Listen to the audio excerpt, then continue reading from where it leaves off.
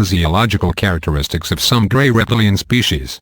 Autopsied by United States government, alien lifeform, term used by the government to describe the Greys in terms of being a malevolent lifeform. The deal with the Greys is that their field around their body is different to ours to the point where merging of the fields ends up creating physical symptoms, the body terror mentioned by people like Whitley Strieber. The field around them is in direct opposition to ours. It is an anti-life field, as these specific species are on a devolutionary spiral. They are akin to soldiers of fortune, and offer their advanced technology and trade for things they require. They're experts at manipulation of both the human body through manipulation of the fields and the human mind. They require blood and other biological fluids to survive. They abduct humans and animals in order to acquire these fluids. They implant small devices near the brain which potentially gives them total control and monitoring capability. These devices are very difficult to detect. The analysis of the devices by technical staff has produced a description that involves use of crystalline technology combined with molecular circuitry, and these ride on the resonant emissions of the brain and the various fields of the human. Information is untrained on the brain waves. It appears that all attempts to remove the implants 1972 have resulted in the death of the human. This is usually due in part to the fact that the implants are attached to major nerve centers, and once attached the nerve tissues grow in and around the implant, essentially making the implant a part of the nervous system. When relatively unsophisticated medical procedures are used in an attempt to remove the implants, major nerve centers are damaged as a result, causing severe injury or even death. Branton, various descriptions of the ALFs relate the following characteristics: between 3 to 3.5 feet in height, erect standing biped, small thin build, head larger than humans, absence of auditory lobes external, absence of body hair, large tear-shaped eyes slanted approximately 35 degrees, which are opaque black with vertical slit pupils, arms resembling praying mantis, normal attitude which reach to the knees, long hands with small palm, claw-like fingers, various number of digits, often 2 short digits and 2 long, but some species have 3 or 4 fingers, tough gray skin which is reptilian in texture, small feet with 4 small claw-like toes, organs that are similar to human organs but have obviously developed according to a different mutational process. A non-functioning digestive system. 2 separate brains. Movement is deliberate, slow and precise. Alien subsistence requires that they must have human blood and other biological substances to survive. Other indications suggest that originally they did not require human blood, but once having used human blood for this purpose they have since acquired a racial addiction to this vital substance. This goes far beyond just mere physical hunger, since the Greys/reptiloids tend to feed off the human life energies resident within human blood plasma, in what may be considered a vampirial type of hunger for human vital fluids. Branton. In extreme circumstances they can subsist on other cattle animal fluids. Food is converted to energy by chlorophyll by a photosynthetic process. This supports results gained from autopsies at 29 Palms underground base, where it was seen that their blood was greenish and the tissue was black. Waste products are secreted through the skin. The 2 separate brains are separated by midcranial lateral bone, anterior and posterior brain. There is no apparent connection between the 2. Some autopsies have revealed a crystalline network which is thought to have a function in telepathic and other functions which help to maintain the group consciousness between members of the same species. Functions of group consciousness in this species does have a disadvantage in that decisions in this species come rather slowly as the matter at hand filters through the group awareness to those who must make a decision. The Greys and the Reptilians. From an anonymous abductee. This initial report is concerned with 2 groups of aliens, Greys and Reptilians. There are several different kinds of both Greys and Reptilians, but for now I will simply refer to them as single groups. Both groups live on this planet or beneath its surface and in space. They have been here for a long time. The Greys are also working for Reptilians, relative to the abductee as an individual and to the human race as a whole. They have been used by the Reptilians as the middlemen, doing the work and exposing themselves to us on behalf of and instead of the Reptilians. Although reptilian-based, the Saurian Greys are less visibly so, which is why they have been chosen to interface with abductees. Branton. The Greys are consistently referred to as a mercenary force. Some Reptilians eat humans like we eat chicken. In the United States, there are rumors of great, underground food storage rooms full of preserved human bodies. Sometimes the rumor has it that the bodies are those of children. I asked the Greys why, if this was true, would it be children? I was told that it is not only children but also adults that reptilians eat. Children are preferred because they are generally unpoisoned by substances like caffeine, nicotine, alcohol and other things adults are saturated with, as a group. The reptilians seem to have little regard for us as living beings. They think that we are as ugly and repulsive to them as we ever portrayed them to be, and that we, the human race, are as valuable as weeds. However, they do seem to consider some of us valuable property. One gets the feeling they will continue to use us as they see fit, or, if we ever become a real problem as a group, they would sooner wipe us out than deal with it. They do not fear us, considering themselves far superior to us by all comparisons. They supposedly consider the surface of this planet to be a poisonous, inhospitable environment and allow us to live here as livestock. Branton, since they live below the surface and in space, we and our surface environment function as a physical buffer or a living shield around their home underground. Note, some sources claim that many of the Greys and reptiloids are moving en masse to massive underground centers below major human cities for the sole purpose of having a human shield in order to protect themselves from Earth-penetrating weapons which their Andromedan, Pleiadian or other enemies might otherwise use to destroy them. This would also provide them with a ready source of human biological material for whatever purpose they require. Branton, socially and culturally, Greys and humans are very different. They fear us because they know we are potentially powerful beings. However, they insist that they own us, they say they created us, lie. Branton, and therefore have the right to do what they will with us. Beyond this original right to interfere with us, they say they have additionally earned the right through their control. Because they can control us on an individual and cultural basis both physically and mentally, they say they own us. These attitudes are propaganda. Their control over us in any capacity is ultimately very frail due to its very nature. Depends on us not knowing that we are being controlled, Branton. Their control is based on intimidation and advanced technology. As we become more aware, we are harder to control, harder to lie to, harder to confuse. Our technology would definitely be competitive to theirs if we had access to it. Much of the technology we would need to effectively overcome this situation exists now. Within the alien-manipulated military-industrial establishment which is part of the secret or corporate government technocracy, Branton. It just isn't made available to the public, for economic reasons, as well as national security. The preceding statements about the Greys are based on conversations with them and long observation of them. Impressions about the reptilians are more general. I have not engaged in conversations with the taller reptilians, though they have sometimes spoken to me. Most of my experience with them does not include direct communication between me and them. Almost all of my consciously recalled memories of reptilians also include Greys, who usually do the communicating between us. Often the reptilians seem to be present during abductions as observers only, standing off to the side of the action, just watching.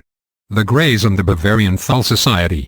The Greys were ultimately behind the Bavarian Gnostic Thule group in Germany during the war, and no doubt were ultimately behind German policy of internment and termination of the Jews during the war. Think of the emotion that was generated in the concentration camps. Note, reptiloids and Greys feed off of negative emotions like fear via a type of osmosis. Joint operational underground bases maintained by the reptiloids/Greys reportedly exist beneath Germany as they do beneath the United States. Branton, the pasturing and use of surface Earth humans. By Jason Bishop 3. Most UFO buffs think that their efforts will lead to some sensible attention by the authorities to the broad problem that UFOs present. The problem of are they invaders? What do they want here on Earth? And all those other nagging questions. They come to Earth for things surface people don't even know about. Earth is on the ancient space trade routes. They come to bases, cavern city complexes, and they mine, manufacture, and do some genetic manipulations to form various subservient crossbreeds. The reptilians, for the most part, we are dealing with another species that is humanoid in shape, but reptilian in heritage. Their leader elite are the Draco. They even have special wings, which are flaps of skin, supported by long ribs. These can be folded back against the body. They are also known as the dragon race, and their symbology usually includes the winged serpent.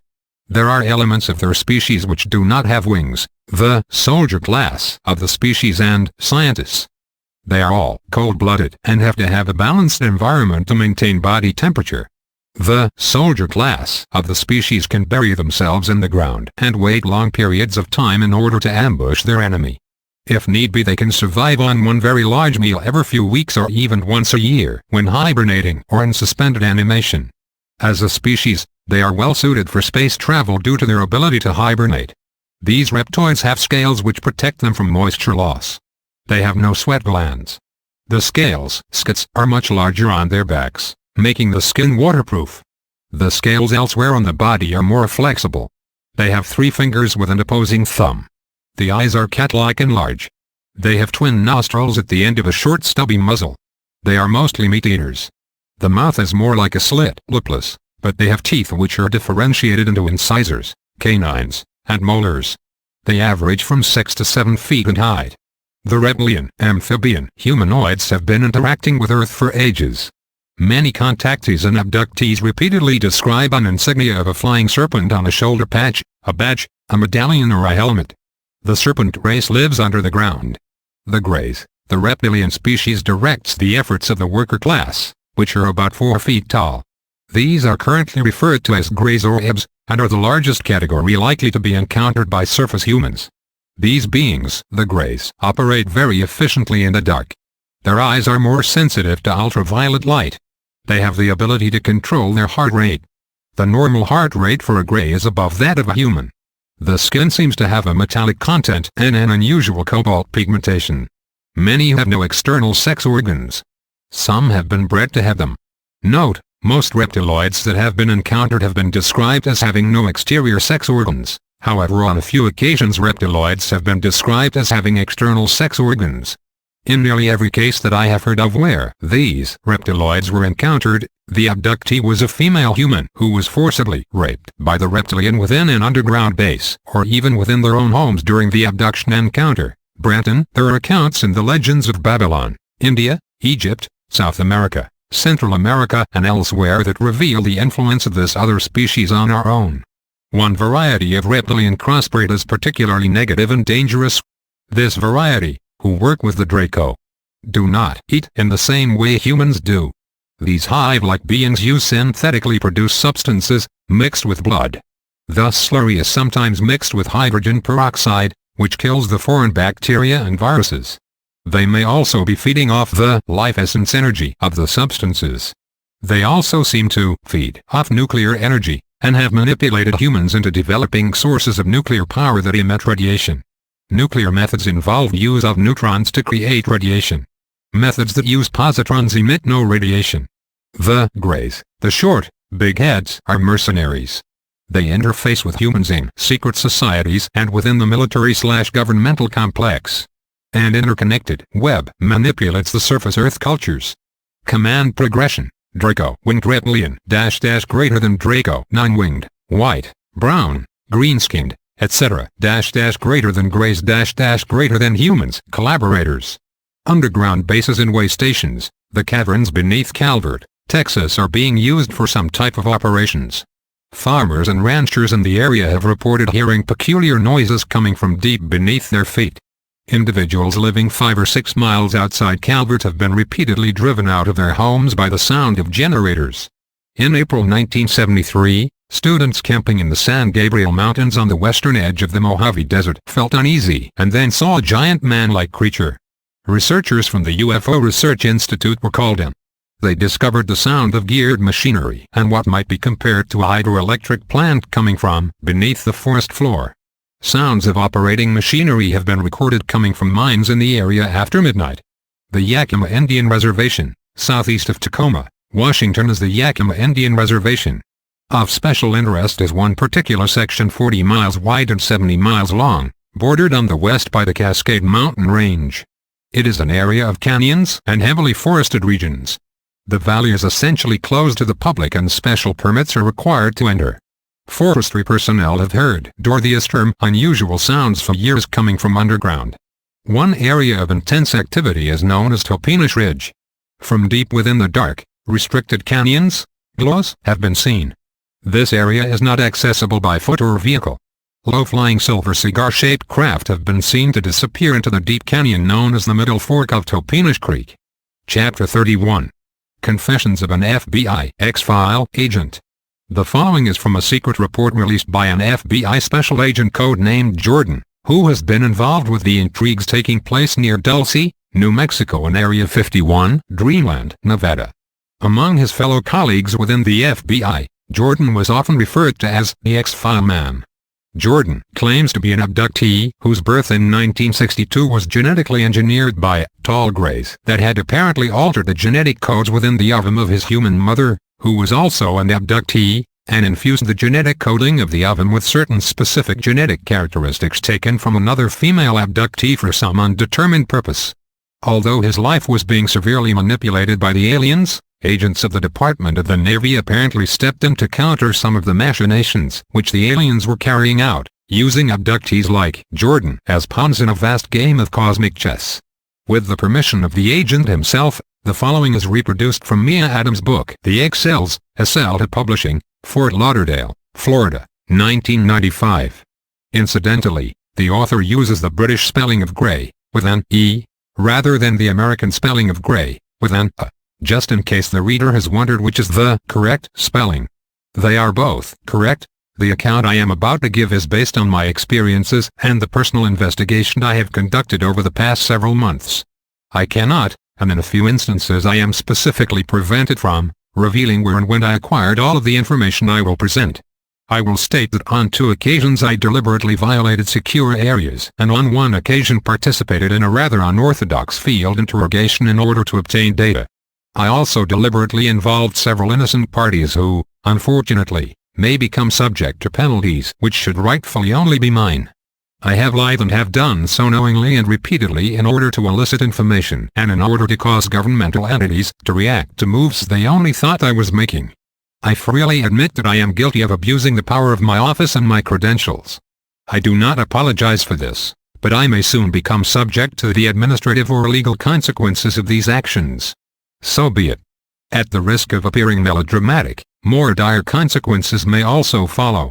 I can only state that, if resistance is within my power, I will not go quietly. I am taking the precaution of disseminating this account, both on paper and on discs, to several individuals solely and exclusively as a means of forestalling the desirability of attempting to silence me entirely. It is my belief that revenge would not be the goal of those opposed to my efforts, but, rather, the prevention of the leakage of information. As a copy of this report is now in your hands, I urge you to make numerous additional copies and to place these copies in several locations to avert efforts at recovering all of them. Let me be very clear, if my opponents are able to recover all the copies of my report, then they will inevitably turn to the matter of muzzling me as the only remaining threat to security they face. I am firmly convinced that I was abducted by non-human sentient beings at the age of 6, section deleted, and that my newly surfaced, thanks to Dr. Name deleted, recollections regarding this incident are reliable and real. These beings strongly resembled the gray breeders I will describe below, but, as I remember no workers, I cannot be entirely sure of what these beings represented. However, I have incontrovertible evidence that the aliens who abducted me as a child have maintained an interest, if not an influence in my life. This evidence has already been provided to those who could make best use of it. The Department of the Navy, DON, is a relatively small clandestine agency within the United States government which is staffed primarily by individuals ostensibly recruited and trained by other elements of the federal government. It is funded and supported by the National Security Agency and is also augmented by very tightly compartmentalized elements of the armed forces. I believe that Blue Light is the original code name for the United States Army's ebb-related unit, which was allegedly converted into the now famous counter-terrorist Delta Force and other governmental organizations. Approximately 1/3 of Headquarters Division 5 of the FBI is actually a front for DON, with at least several dozen HQ special agents devoted to these matters. Despite its name, the Department of the Navy has very little to do with the actual United States Navy. Its existence is known only by an extremely limited number of individuals, and its actual mission is known by an even smaller number. The Department of the Navy's purpose is to direct extraordinary unique activities in relation to extraterrestrial biological entities, EBs, and alien technologies with the primary missions of combating alien operations which are hostile to the national security of the United States, gathering and exploiting alien technologies, and the containment of premature disclosure of information regarding the presence and intentions of the EBs. Ironically, while NASA supposedly suspects or knows that there are alien artifacts on the moon and is suppressing data on this subject, this was only mentioned to me as an aside. NASA has no official role in dealing with EBs. This is not to say, however, that NASA, like the rest of the overt government, is not penetrated by some DON personnel. Furthermore, the DON has had some interaction with NASA personnel who accidentally became aware of too much. I was also told that an overt NASA effort to detect non-human civilizations was doomed to failure, but I was not told why. The Greys are divided into quasi-sentient asexual workers who are, on average, 4 feet tall, and dominant breeders who have large eyes and are, on average, almost 6 feet tall. Both types of Greys have 4 fingers on each hand. This alliance emerged from the successful recovery of several apparently crashed Grey craft and the subsequent establishment of relations with this species. This relationship is, for the time being, clandestine by the choice of both parties and involves a very limited and gradual sharing of information and technology by the Greys. Note, this would seem to contradict the earlier statement that the DON is interested in defending our national security from malevolent alien species. However, we must understand that initially the decision of MJ-12 to establish contact with the Greys was partly motivated by national security concerns, for instance the desire for advanced weapons, the establishment of a treaty with the Greys in order to appease any intent on their part to take control, although while studying them and their weaknesses. In reality, it seems as if some of the intelligence agencies were attempting to do to the Greys what they have done to other cultures, including our own. That is, use the treaties as a weapon against the Greys to infiltrate their operational structure and find out their weaknesses and exploit their technology at the same time. According to contactees, most of the human cultures who have been taken over in the past as a result of Trojan horse treaties with the Greys were sincerely blinded by the Greys' feigned platitudes of benevolence and friendship.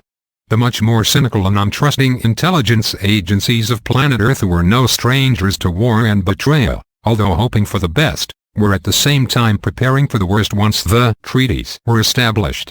In the end, the choice of the Greys to play their hand and match wits with the intelligence agencies of planet Earth, whose cunning and expertise in manipulation are notorious, may ultimately be their downfall. Nevertheless, these agencies on Earth are playing a high-risk game. In their bid to gain galactic intelligence and technological parity with the Greys, they run the high risk of having many of their own agents fall under the psychological control of the Greys. In other words, while reaching one hand out in feigned friendship towards the Greys, the other hand is busy developing technological weaponry with the hope of potentially exploiting, conquering or destroying them just in case they turned on us. We must admit that there are various different motives in dealing with the Greys. The elite globalists of course need the Greys' mind control technology to assist in the implementation of their planetary dictatorship. Others want nothing to do with the Greys, but desire only their technology. In a strange twist of irony, the military alliance, and subsequent resistance, to the Greys may work for the eventual good of the planet. The reason for this is the fact that in their attempt to infiltrate and subvert our planet, the Greys made some grave underestimations. One of the major mistakes they made, probably out of fear of reprisals, resulting from the growing knowledge within intelligence agencies of the blatant betrayals of the treaties, was to jump the gun and attempt a planetary takeover before they were ready for it. They discovered that their methods, which have succeeded on other worlds, did not work quite as well on planet Earth. When the takeover came about, they were only able to conquer a large segment of the underground world, whereas their attempts to use their human agents on the surface to take control of the world above by precipitating a full totalitarian coup in America was strongly resisted. Because of this resistance, they could achieve no better than a stalemate. Now it is a tooth-and-nail battle between freedom-loving sovereigntist humans above and freedom-hating collectus reptilians below for control of the minds of the leaders of the military-industrial complex, which operates both above and below the surface of the planet.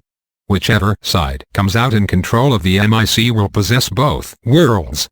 The aliens are running scared because in 1989 their secret, the Enigma, came crashing through the surface and out into the open when Robert Lazar had the guts to come clean about what was happening at Area 51.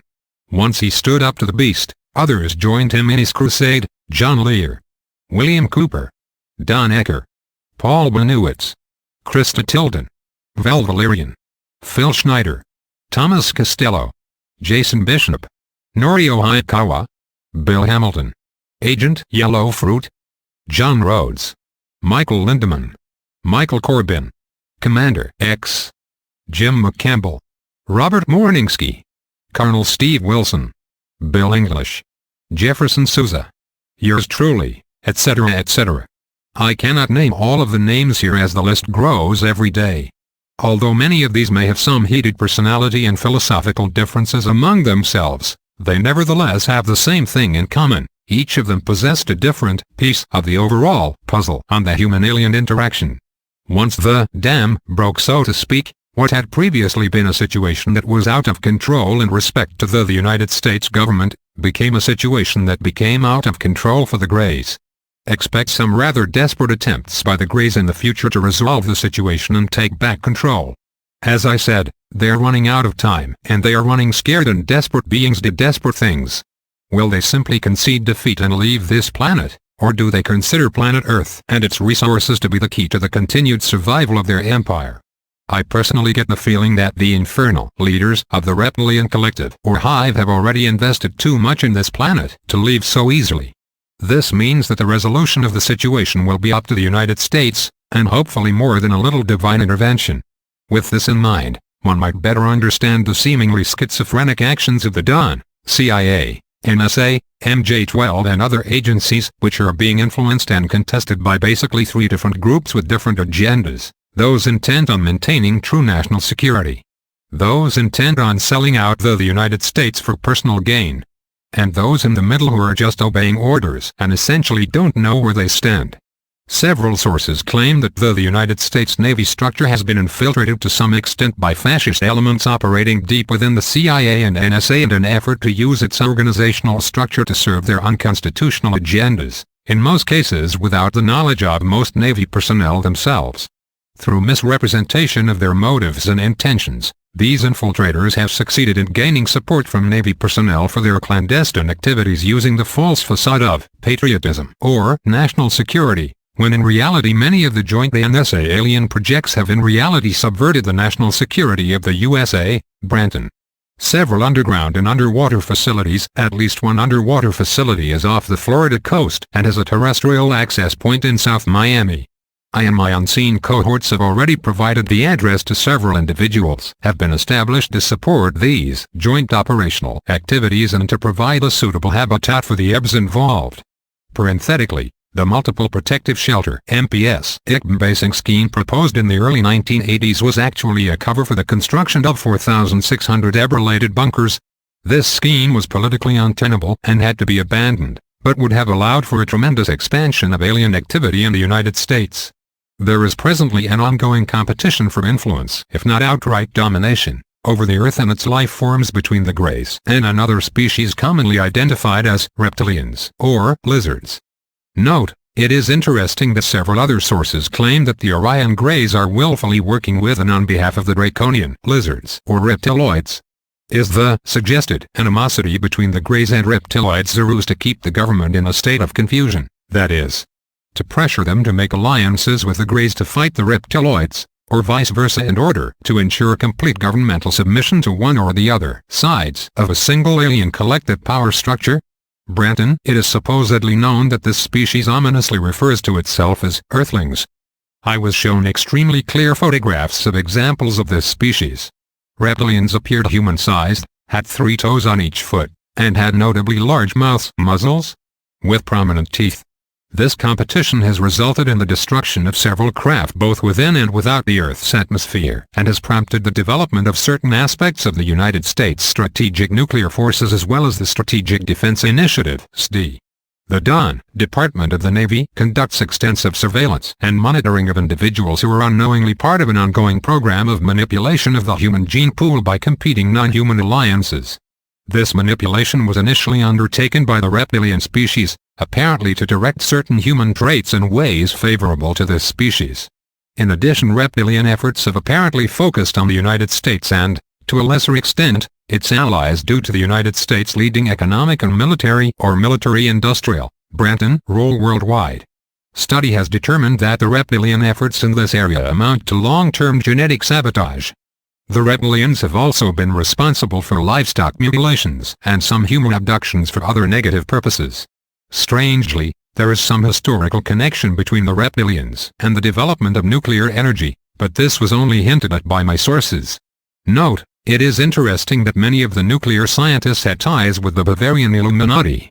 The bomb was developed at Los Alamos, beneath which some believe exists the major concentration of reptiloids/greys, those which commute underground to work in the lower Dulce base 90 miles away, in North America. And also there is an ancient Hopi prophecy about the greys and the part they would play in the creation of the God of Death. Did they want to provoke an inevitable nuclear conflict that they hoped would destroy all human life on planet Earth? The fact that the greys interacted with the scientists of the Manhattan Project is evidenced by a personal friend of mine whose father was one such scientist. She has experienced numerous abductions throughout the years and claims to be a part of an alien program involving genetic manipulation. She did show me some unusual scale-like skin on her legs, a condition that I have not seen on any other person. Branton. However, the grey abductions of human subjects have been aimed primarily at the creation of a particularly hardy elite hybrid species which would be initially capable of forming the leading elements of grey society as well as serving a similar role in human society. Note, since the reptiloids/greys have basically failed in producing an actual crossbreed capable of reproducing itself, they may instead opt for the development of a race of genetically altered humans or implanted clones, patched into the collective, who have been fused with some degree of reptilian DNA and once this has been accomplished transfer an individual and/or collective alien intelligence matrix into these genetically altered hosts as they have been known to do in some cases.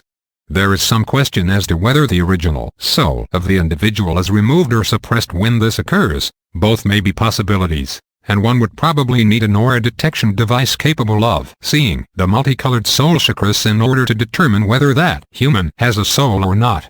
Nevertheless, this would be one manner in which an alien force could infiltrate a human society. In other cases, humans may be manipulated while in an altered state of mind while at the same time living a conscious life separate from and unaware of the induced alternate personality. I have encountered several cases, including my own, involving abductees who are living double lives. In these cases an alien, sleeper, or walk-in intelligence matrix has apparently been electronically implanted in these people via miniature artificial intelligence implants that are programmed with alien thought patterns and attached to the major nerve centers of the brain.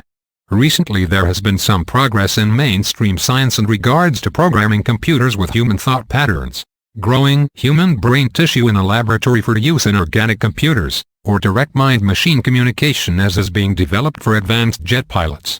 The implant in such cases house an individual or collective alien personality that is activated when the conscious identity is asleep.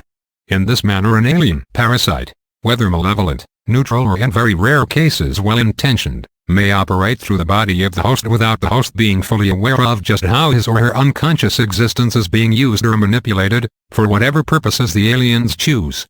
As for the hybrids that have been developed by the greys, another problem with producing an actual hybrid is that humans have souls whereas greys do not. Therefore the hybrid must fall to one side or the other, soulish human or soulless reptilian, regardless of what the genetic physical makeup of the physical shell may be.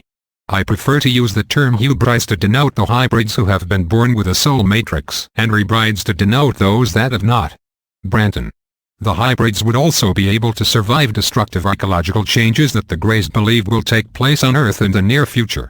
The hybrids I saw had the appearance of human children with unusually large heads and eyes as well as fine, sparse hair. Earlier, and unsatisfactory, efforts supposedly resulted in a more fetus-like appearance on the part of these hybrids. All hybrids thus far produced are sterile and unable to reproduce. However, all hybrids have well-developed digestive systems.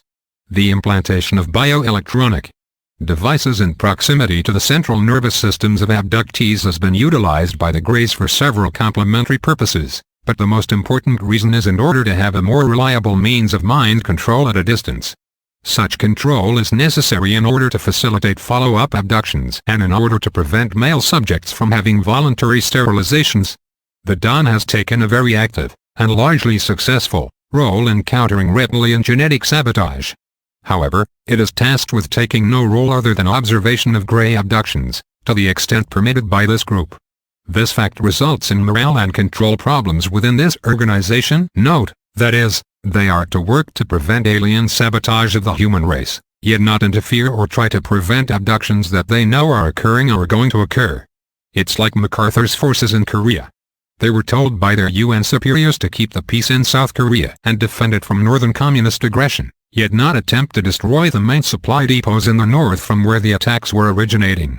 As with the Korean conflict, the problem with the Greys would seem to be a no-win situation. No wonder there has been morale and control problems within the organization, and this may explain why an inner core within Navy intelligence is formed around agencies like the Cabal and Com-12, which are made up of patriots who are fed up with all of the waffling and compromise, an outright betrayal of our nation and our planet by unelected corporate collaborators working within the executive branch of government, and want to take direct action against the Greys. Branton. These morale problems have benefited me on more than one occasion, and I strongly believe that governmental collusion in these activities is unconstitutional. The Greys, like the reptilians, routinely attempt to erase the abduction-related memories of those they abduct. One of the most exotic elements of Grey technology exploited by the Dawn involves the deliberate regulation of human brain activity, including telepathic communication, and propulsive technologies which include temporal and, for lack of a better term, transdimensional facets. Grey biotechnologies are, paradoxically, fundamentally primitive, but have some extremely advanced facets. Particularly significant is an ability to manufacture synthetic biological mechanical entities. I wonder if the so-called men in black, if they exist, are examples of these sorts of beings. The conditioning of human brain temporal lobe activity through electromagnetic and advanced medical techniques is used by the Dawn in two primary ways. The most obvious is in the elimination of undesirable memories from the minds of accidental witnesses to Grey abductions. In this case, somewhat less reliable electromagnetic means must normally be utilized.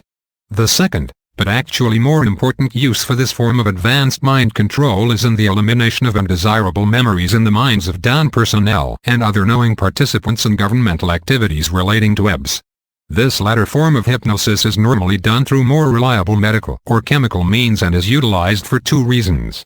The first reason is actually in the interests of the mental health of certain individuals unable to successfully cope with the unique psychic environment surrounding EB activities. The second reason to utilize voluntary mind control on government personnel is to delete information from the minds of these individuals, which could be exploited by either terrestrial or extraterrestrial forces. Dawn field agents are therefore often referred to as zombies and their units as zombie squads. Voluntary erasers are far more reliable than those imposed upon the subject, especially if they have a surgical component. However, neither technique is absolutely reliable and, therefore, all erasers also include elements of disinformation implanted in the mind of the target agent which would tend to render any recalled accounts contradictory or otherwise unreliable. Zombies are also programmed against allowing themselves to be hypnotically regressed or otherwise medically examined by unauthorized personnel. This is particularly important as most of these agents have implants placed in their bodies by the Greys to supposedly monitor Dawn compliance with mutual agreements. Note, the above is in reference to those agencies which integrate both CIA and Navy intelligence. According to an agent codenamed Panda, the Navy has been manipulated via the intelligence community, especially by the CIA NSA, which has attempted to take full control of all military intelligence and bring it under the control of those human and alien influences who are running the collaboration projects. Branton, morale among Dawn agents is particularly impaired by the obvious deterioration of mental and emotional function among these individuals as a result of these psychic interventions. The Department of Defense has been a primary beneficiary of alien-derived technologies which have been disseminated in a largely covert manner. In other words, even the military engineering units and defense contractors involved have been unaware of the actual source of key breakthrough technologies supplied to them. Although some alien technologies have been adopted, specifically in the hypersonic, group of pound signs, stealth and, group of pound signs, reconnaissance programs, and some anti-gravity drive extraterrestrial craft are now being actually duplicated. I was shown one hovering almost silently in a hangar at a subsite of the Nellis Air Force Base, and can state that rumors regarding such craft were accurate. The most significant alien technologies being acquired are supposedly in the field of computing. These technologies have provided the United States with a secret, and therefore largely theoretical, technological superiority over all other nations. I will also mention that I was flown aboard a helicopter of a design I had never before seen, which was not only unbelievably quiet, but could also cloak itself from being seen by the naked eye during the hours of darkness using a system which was referred to as $. There is also an ongoing program of gradual societal conditioning to accept the existence and influence of EBs in Earth's history. Does this include obvious fallacies that have been spread among intelligence agencies and abductees by the Greys, such as their claim that they originally genetically created the human race and placed them on planet Earth? Branton. This is being undertaken by the Dawn on a worldwide basis in order to prevent cultural disintegration in the event of an uncontrollable catastrophic leak of intelligence regarding the aliens, and also in order to allow for a more orderly eventual unveiling of the truth to the general public. The Greys have themselves promulgated a desire to overtly reveal themselves to human society by the turn of the century. Of course, passing themselves off as the good guys. However, at this point in time, when the overall malevolent activities of the Greys are being exposed, especially in network TV programs like Dark Skies, this would take an incredible feat of psychological engineering to accomplish. Branton. Accordingly, the Dawn, CIA NSA elements within the Dawn, that is, Branton currently has plans to eventually stage a First Contact event similar to that depicted in the film Close Encounters of the Third Kind so as to prevent any immediate disclosure of the fact that First Contact actually took place 50 years ago, mid-1940s. This is only part of a classical psychological warfare program directed at the American people by their own government without appropriate authority. There is also a Dawn effort in progress to fully identify other alien entities which have had an impact on this planet. Specifically, there is an ape species known as that of the Birdman, which is believed to be somehow reptilian-related, variously known among sources as the Mothman, Chiakars, Winged Draco, Pterodactoids or Pteroids. Branton. There is also an alien species which has been colloquially identified as the Babies for their somewhat neonatal appearance. These might be some sort of hybrid humanoid. The interspecies rivalry currently in progress involves elements of what can only be termed espionage. In other words, both sides have utilized tactics and strategies usually associated with covert intelligence agencies. The most striking tactic employed by the reptilians is that of the false flag, which involves the portrayal of hostile reptilian actions as being those of more benign species. This particular technique has been focused on the United States government on several occasions and, in one instance that was recounted to me, resulted in the killing of numerous Greys by United States military forces. The dissemination of disinformation is also a favorite technique. The utilization of mind control techniques by both sides makes this particular espionage game a difficult one to comprehend or master. As they say, the truth is out there, but can we recognize it when we see it? Chapter 32. Revelations of an MJ-12 Special Studies Group Agent. Michael Wolff, in his trilogy The Catchers of Heaven, makes the following disclaimer at the beginning of his volume: the following events, which purport to involve the United States of America, the former Union of Soviet Socialist Republics, France, Belgium, Italy, Germany, Israel, and the UK, officially, according to repeated statements issued by all governments involved, never occurred. Incidentally, the author expressed a deep concern for the children of this planet and for the legacy we are leaving them, and therefore directed all of the royalties for his work to an organization devoted to helping children.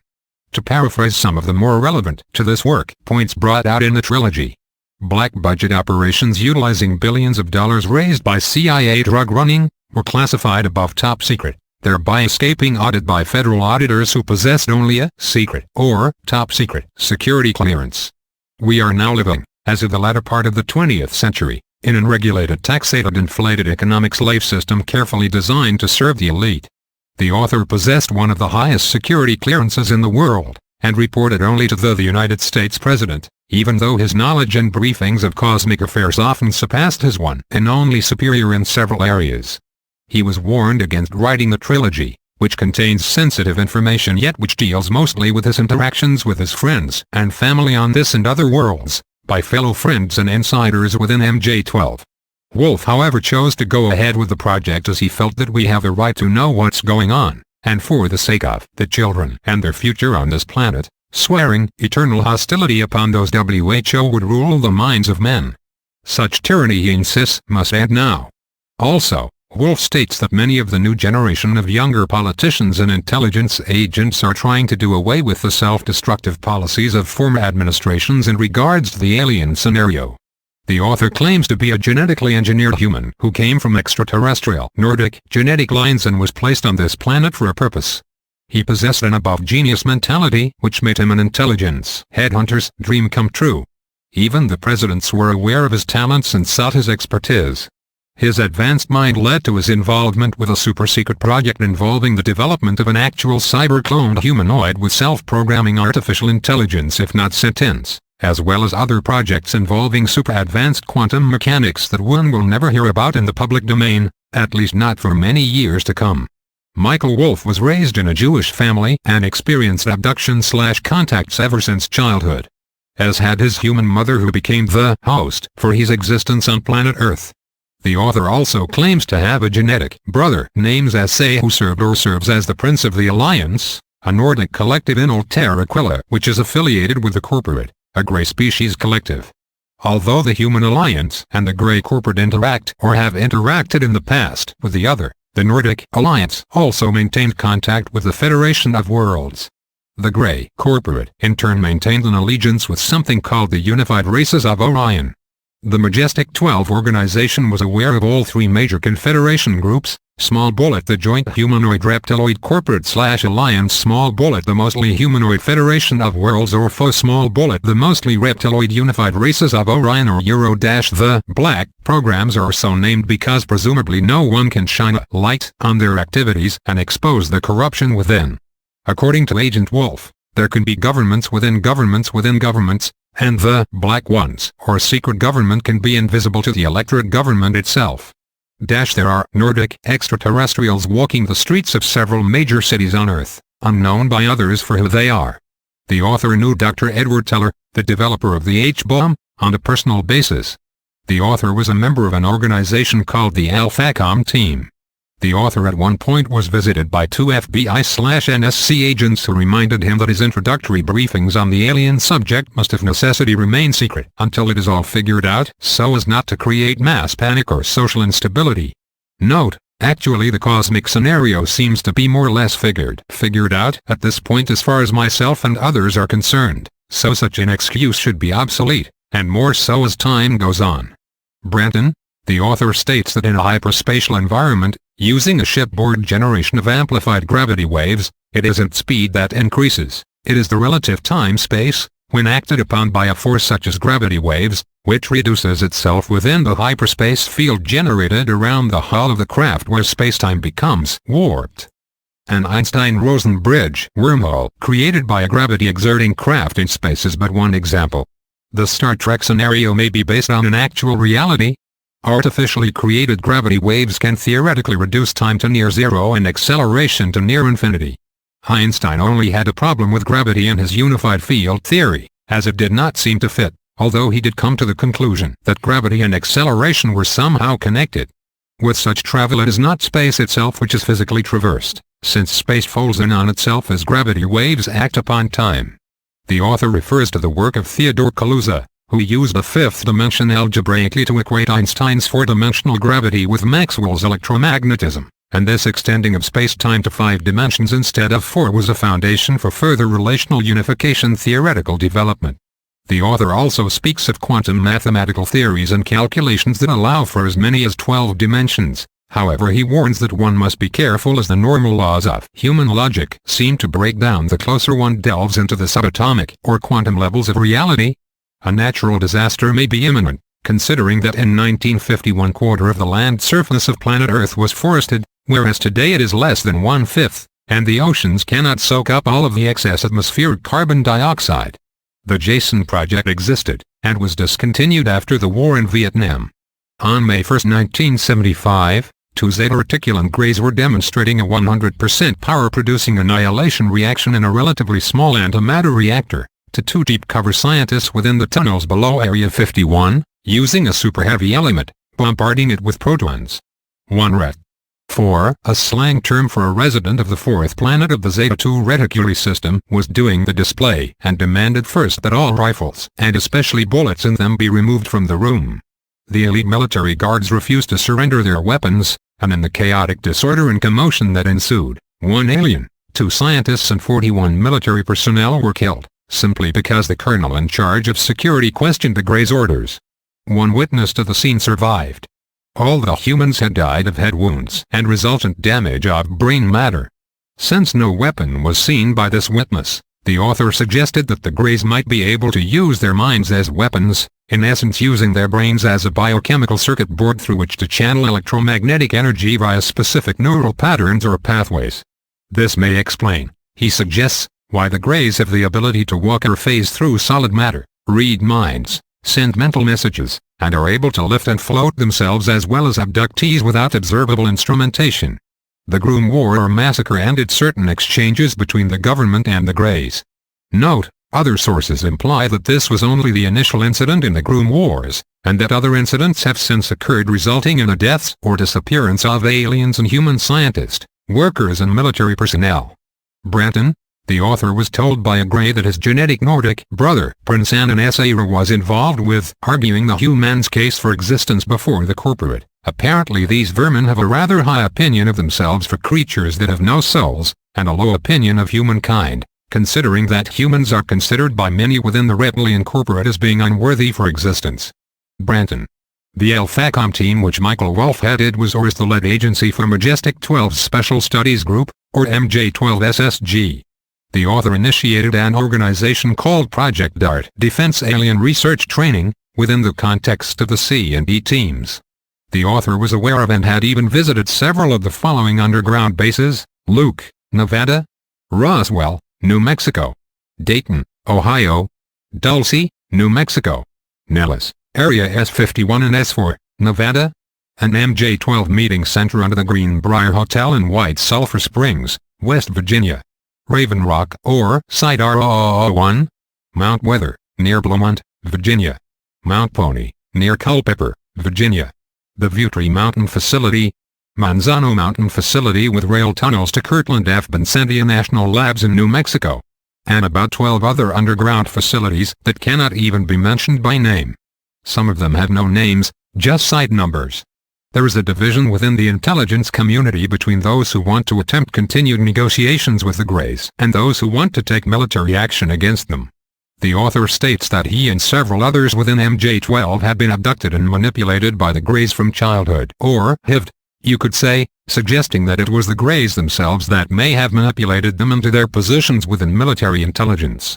This does not necessarily mean that men like Michael Wolff were intentionally compromising our national security over to the Grey Collective. It may mean that they were the ones who must be dealt with and as a result the ones who were targeted for mental conditioning. The author tends to be for continued negotiations with the Greys, having been influenced by Nordic relatives of his, who share the Altair system with the Greys and are therefore pressed to maintain diplomatic relations with them, especially since the Greys are arguing the human's case for existence altogether. Note, it seems to be the old appease the enemy tactic like the one Neville Chamberlain tried to use with Hitler by essentially turning Czechoslovakia over to the mad dictator in an attempt to appease his appetite for conquest. In fact, it only increased Hitler's appetite and boldness, and he began viewing the Allies as pathetic cowards who would be willing to give in to his demands and intimidation. Have some members of MJ-12 aka PI-40 committed this same mistake with the Greys? Branton. All this does not mean that the Greys are completely beyond hope, however, considering that one of the Greys by the name of Colta had begun to show significant signs of emotional individualism because of his close contacts with the author. By referring to the Greys, we are in most cases referring to the individuality-killing collective hive itself. The MJ-12 Alphacom team which the author led, and some of the policies of MJ-12 itself, are being challenged to some degree by another agency operating within naval intelligence, known as the Cabal. MJ-12 is or was for negotiation with the Greys, especially in the higher magic levels, which tie in with the global power groups like the Rockefeller Empire, etc. according to other reports. However, some segments of MJ-12 are now working with Nordic or benevolent forces at Area 51 and elsewhere to develop a defense against the Greys in response to the continual betrayals of the treaties by the same. So MJ-12 seems to be a factioned agency to some degree, with some advocating negotiation, others advocating annihilation, and others advocating continued negotiation combined with continued development of Earth's Star Wars defenses in case the negotiations sour. The Cabal itself is far less wavering in its intent and makes no excuses about it. They apparently believe that there is enough evidence at hand from past interactions with the Greys that they will never abide by any established treaty, and that the only negotiation they understand is brute force. As Scotty of the old Star Trek series was known to say, sometimes the best negotiator is a fully loaded phaser bank. Although the Cabal and Com-12 may be excessively militant in some of their dealings with the Greys, can you really blame them? According to the Cabal, etc., the Greys have repeatedly shown that they cannot be trusted and therefore no more negotiations should be attempted or allowed between us and them. Colm McGrath, and Undersecretary of the Navy, initiated the Cabal Agency, as well as various projects involving neutral particle beam weapons and their hybrids which are intended to be used against the absurd Greys, and one would guess their reptiloid overlords as well. The author's homeworld, so to speak, in that he possessed a Terran mother and apparently a Nordic father, as do a large number of young men and women now on Earth who possess Terran and extraterrestrial genetics, is in Altera, the fourth planet from the Sun called Altair, a very bright double variable star in the constellation Aquila at 15.7 light-years from Sol. Altair 4, as it is also known, possesses two moons, Alta 1 and Alta 2. The atmosphere of this planet, which is jointly occupied by Greys and Nordics, is controlled. No turbulence or violent weather patterns exist. The alien craft visiting planet Earth and other wild weather planets often find it difficult to navigate in our unpredictable atmosphere. On Altair 4 there are elevated cities, balanced on permanently created gravity waves.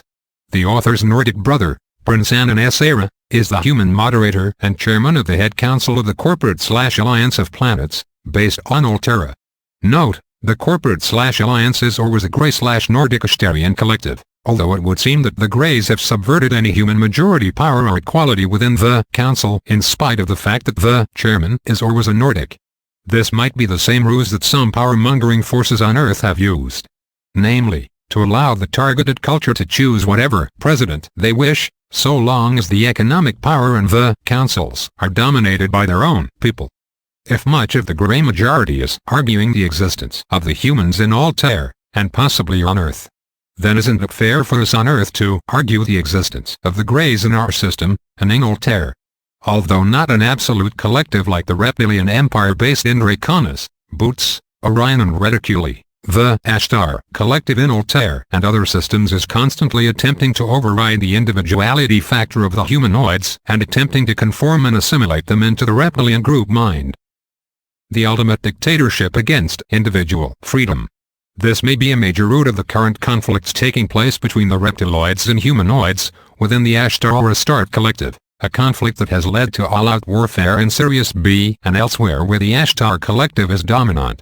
It is also apparent from Michael Walt's volume that one of the reasons why the author believes that peaceful negotiations must continue is because he may have been influenced by the deception that the Greys genetically created us.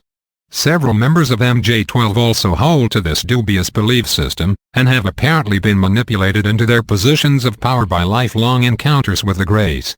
The Greys/reptiloids may have genetically altered certain human lines throughout history, however they certainly didn't create our race. And besides, how can a reptilian race possessing no soul matrix create a race that does?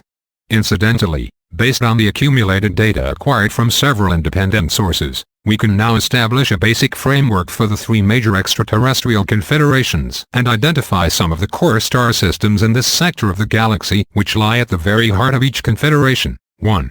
The Corporate Collective, Humanoids, Reptiloids, the Ashtar Collective, etc. based in Altair Aquila, Sirius B, Arcturus, Aldebaran, Zeta I Reticuli, Bernard's Star, Boots Centaurus, etc. 2.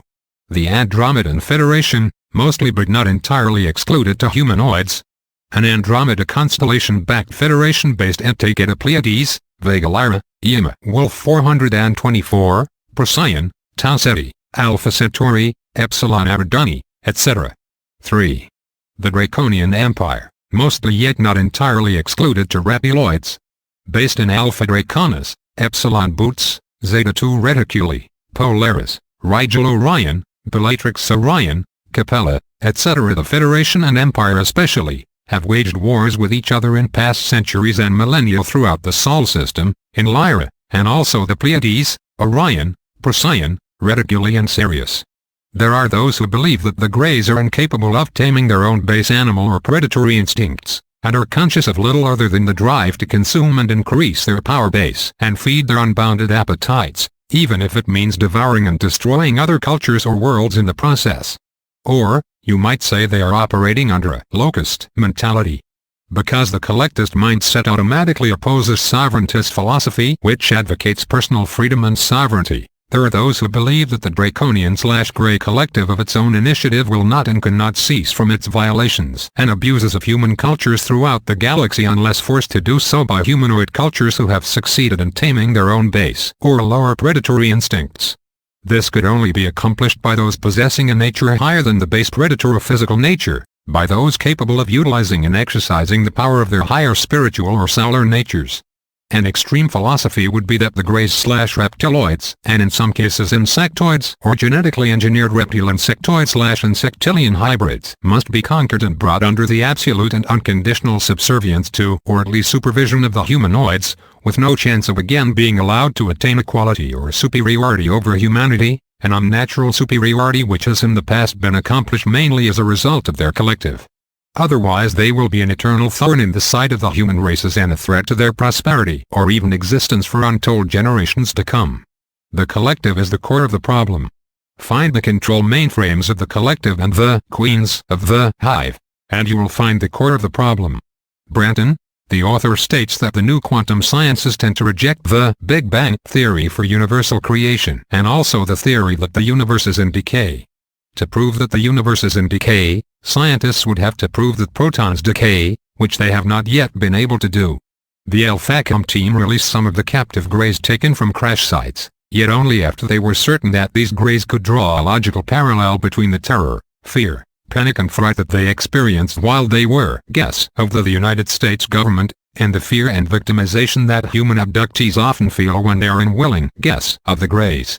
The Alphacom team was told that there is a growing number of young men and women on Earth who are half Terran and half Nordic extraterrestrial, whether they are consciously aware of this reality or not.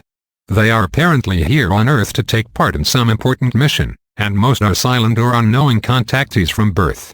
The MJ-12 SSG Alphacom team was prepared to make a public announcement about the aliens at one point in time, however certain unpredictable factors led them to postpone the great announcement. The author's wife and only son died in a car accident after the author seemed to have a lapse in consciousness and drove over a cliff. Strangely, his wife and son were not in the wreckage when their bodies were found, although Michael Wolff's comatose body was.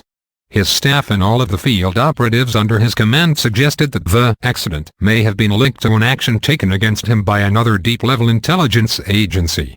During contactee experiences, the author became friends with a silicon entity which had adopted him. This entity was actually a living conveyance or a starship with its own consciousness and identity, which the aliens had developed or grown through some process far more sophisticated than our own technology, although the author did admit that our own government was developing artificial intelligence craft, virtual flying computers, which could be used for a variety of purposes. The author was involved in briefing military officers from a number of countries concerning the aliens, officials from France, Israel, Russia, Japan, Belgium, Germany, Denmark, Norway, Italy, Canada, Mexico, etc., with each foreign dignitary being accompanied by their military and scientific support teams. One such major meeting occurred at Wright-Patterson Air Force Base, near Dayton, Ohio. This is where a multi-leveled underground facility houses a whole warehouse of alien hardware and cadavers taken from crash retrieval sites over the past decades. MJ-12 has never been able to fully brief a Nordic-type alien before, not until the Nordics officially began working with segments of MJ-12 at Area 51, possibly sometime during the 1980s, following the Groom and Dulce wars. Previously, they had never had an actual ET Nordic in captivity long enough to do so. It seems they simply said goodbye and disappeared. Note, other sources claim that many Nordic-type people have a natural ability to phase in and phase out of the third dimension. There is also the possibility that they may have been beamed out by their people. Branton - the MJ-12 SSG Alphacom team's mission objective was/is to determine the extent of visitation, the number and types of visitors, the many reasons for the visits, human interaction with them now and in the past, and a multiplicity of other related subjects such as intelligence on each visiting race. their sociology, ethics, morality or laws, cosmologies, degree of technical advancement, and specifically how we can negotiate with them and preparations for doing so. Chapter 33. Underground Bases, a lecture by Phil Schneider, May 1995. Phil Schneider versus the New World Order. Phil Schneider, a very brave man, recently lost his life due to what appeared to be a military-style execution in January 1996. He was found dead in his apartment with piano wire still wrapped around his neck. According to some sources, he had been brutally tortured repeatedly before being killed. Phil Schneider was an ex-government engineer who was involved in building underground bases. He was one of 3 people to survive the 1979 firefight between the Large Greys and the United States intelligence and military forces at Dulce underground base. Note, actually, one of several firefights, according to other sources. A man by the name of L. Anderson of Denver has informed this writer that the survivors of the Dulce Wars were taken and placed together in groups of 3 and told that they were the only survivors of the conflict. Apparently this was done to maintain more control over these personnel and prevent potential leaks of information. Brenton, Phil Schneider. From Project Camelot website. Phil Schneider died on January 17, 1996, reportedly strangled by a catheter found wrapped around his neck, the bizarre death being dismissed by the authorities as suicide. If the circumstances of his death seem highly controversial, they are matched by the controversy over his public statements uttered shortly before his death. Phil Schneider was a self-taught geologist and explosives expert. Of the 129 deep underground facilities Schneider believed the United States government had constructed since World War II, he claimed to have worked on 13. 2 of these bases were major, including the much-rumored bioengineering facility at Dulce, New Mexico. At Dulce, Schneider maintained, gray humanoid extraterrestrials worked side by side with American technicians. In 1979, a misunderstanding arose. In the ensuing shootout, 66 Secret Service, FBI and Black Berets were killed along with an unspecified number of Greys. It was here he received a beam weapon blast to the chest, which caused his later cancer. Many have confirmed that a large scar indeed existed. Schneider maintained that numerous previous attempts had been made on his life, including the removal of the nuts from one of the front wheels of his automobile. He had stated publicly he was a marked man and did not expect to live long. "If I ever commit suicide," Schneider told a close friend, "I'll have been murdered." Some of Schneider's more major accusations are worthy of attention. 1. The American government concluded a treaty with Gray aliens in 1954. This mutual cooperation pact is called the Grenada Treaty. 2. The space shuttle has been producing special alloys in orbit. A vacuum is needed for the creation of these special metals, thereby justifying the mandate for a large, permanently manned space station. 3. Much of our stealth aircraft technology was developed by back engineering crashed alien craft. 4. AIDS was a population control virus invented by the National Ordnance Laboratory, Chicago, Illinois. 5. Unbeknownst to just about everyone, the United States government has an earthquake device. Neither the 1995 Kobe earthquake nor the 1989 San Francisco quake had a pulse wave. 6. The World Trade Center bomb blast and the Oklahoma City blast were achieved using small nuclear devices. The melting and pitting of the concrete and the extrusion of metal supporting rods indicated this. Schneider's forte, he claimed, was explosives. Finally, Phil Schneider lamented that the democracy he loved no longer existed. We had become instead a technocracy ruled by a shadow government intent on imposing their own view of things on all of us, whether we like it or not. He believed 11 of his best friends had been murdered in the last 22 years, 8 of whose deaths had been officially explained as suicides. Whatever one might think of Phil Schneider's claims, it's clear that he was of particular interest to the FBI and CIA. His widow has stated that intelligence agents thoroughly searched the premises shortly after his death and made off with at least a third of the family photographs. Phil Schneider Lecture, Part 1. In May 1995, Phil Schneider did a lecture on what he had discovered. 7 months later he was tortured and killed by those for whom he had previously worked. This man's final act should not go unnoticed. It is because of the horrendous structure of the federal government that I feel directly imperiled *not* to tell anybody about this material. How long I will be able to do this is anybody's guess. However, I would like to mention that this talk is going to be broken up into 4 main topics. Each of these topics will have some bearing on what you people are involved in, whether you are patriots or not. I want you to know that these United States are a beautiful place. I have gone to more than 70 countries, and I cannot remember any country that has the beauty, as well as the magnificence of its people, like these United States. To give you an overview of basically what I am, I started off and went through engineering school. Half of my school was in that field, and I built up a reputation for being a geological engineer, as well as a structural engineer with both military and aerospace applications. I have helped build two main bases in the United States that have some significance as far as what is called the New World Order. The first base is the one at Dulce, New Mexico. I was involved in 1979 in a firefight with alien humanoids, and I was one of the survivors. I'm probably the only talking survivor you will ever hear. 2 other survivors are under close guard. I am the only one left that knows the detailed files of the entire operation. 66 Secret Service agents, FBI, Black Berets and the like, died in that firefight.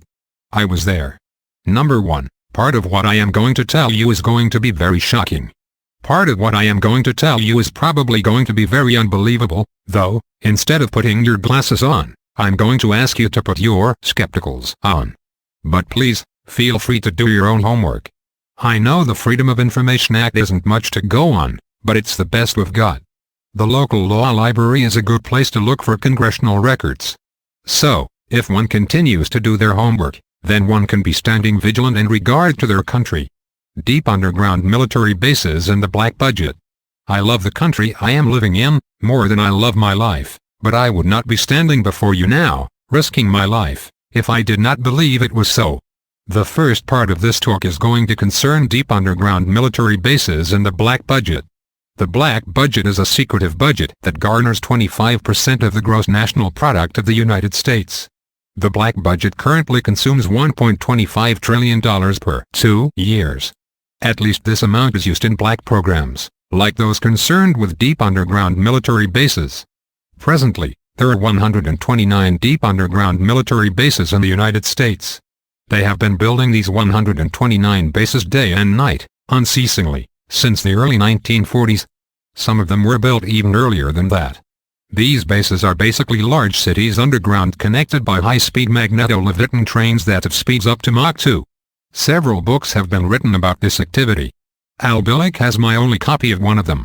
Richard Sauter, a Ph.D. architect, has risked his life by talking about this. He worked with a number of government agencies on deep underground military bases. In around where you live, in Idaho, there are 11 of them. The average depth of these bases is over a mile, and they again are basically whole cities underground. They all are between 2.66 and 4.25 cubic miles in size. They have laser drilling machines that can drill a tunnel 7 miles long in one day. The Black Project sidestepped the authority of Congress, which as we know is illegal. Right now, the New World Order is depending on these bases. If I had known at the time I was working on them that the new was involved, I would not have done it. I was lied to rather extensively. Development of military technology, implied German interest in hyperspatial technology, and more. Basically, as far as technology is concerned, for every calendar year that transpires, military technology increases about 34.5 years compared with the increase rate of conventional technology. This is why it is easy to understand that back in 1943 they were able to create, through the use of vacuum tube technology, a ship that could literally disappear from one place and appear in another place. My father, Otto Oskar Schneider, fought on both sides of the war. He was originally a U-boat captain, and was captured and repatriated in the United States. He was involved with different kinds of concerns, such as the A-bomb, the H-bomb and the Philadelphia experiment. He invented a high-speed camera that took pictures of the first atomic hydrogen or H-bomb, Branton test at Bikini Island on July 12, 1946. I have original photographs of that test, and the photos also show UFOs fleeing the bomb site at a high rate of speed.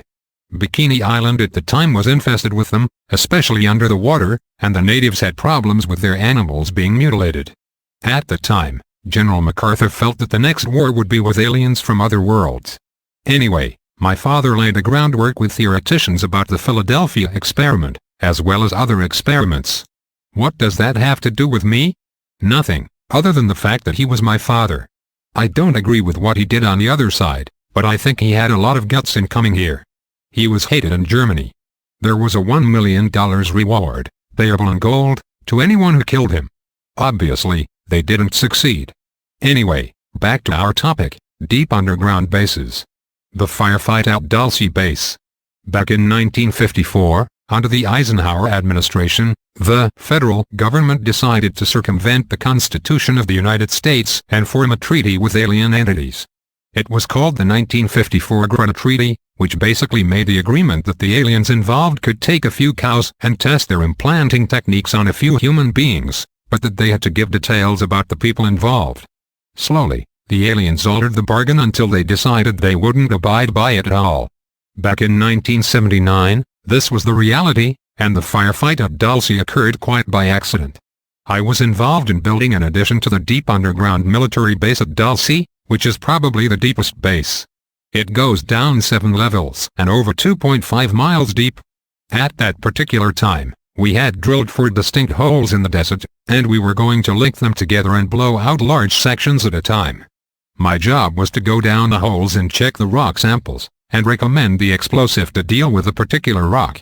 As I was headed down there, we found ourselves amidst a large cavern that was full of outer space or inner space. Branton aliens, otherwise known as large greys. I shot 2 of them. At the time, there were 30 people down there.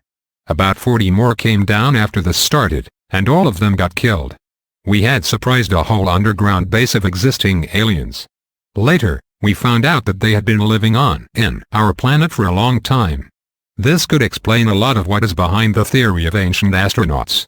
Note, this report seems to reveal a limited perspective on the overall Dulce war conflicts based on the experience of one individual. It appears, however, as if there was much more involved in the overall scenario than what Phil Schneider describes. For instance, from Phil's description, it appears as if his team broke into the base accidentally. It could be that in response to the captured scientists mentioned by Thomas Edwin Costello and others, the special forces and intel agents intentionally attempted to break into the underground alien bases through a back door, so to speak, yet Schneider may have not been aware of this part. Other reports would suggest that the conflict was more complex than this, and involved more than one firefight. According to other sources, the Dulce Wars involved at least 100 highly trained special forces. Branton, anyway, I got shot in the chest with one of their weapons, which was a box on their body, that blew a hole in me and gave me a nasty dose of cobalt radiation. I have had cancer because of that. I didn't get really interested in UFO technology until I started work at Area 51, north of Las Vegas. After about 2 years recuperating after the 1979 incident, I went back to work for Morrison and Knudsen, for example at GE and other companies. At Area 51, they were testing all kinds of peculiar spacecraft. How many people here are familiar with Bob Lazar's story? He was a physicist working at Area 51 trying to decipher the propulsion factor in some of these craft. Schneider's worries about government factions, railroad cars and shackle contracts. Now, I am very worried about the activity of the federal government. They have lied to the public, stonewalled senators, and have refused to tell the truth in regard to alien matters. I can go on and on. I can tell you that I am rather disgruntled. Recently, I knew someone who lived near where I live in Portland, Oregon. He worked at Gunderson Steel Fabrication, where they make railroad cars. Now, I knew this fellow for the better part of 30 years, and he was kind of a quiet type. He came in to see me one day, excited, and he told me they are building prisoner cars. He was nervous.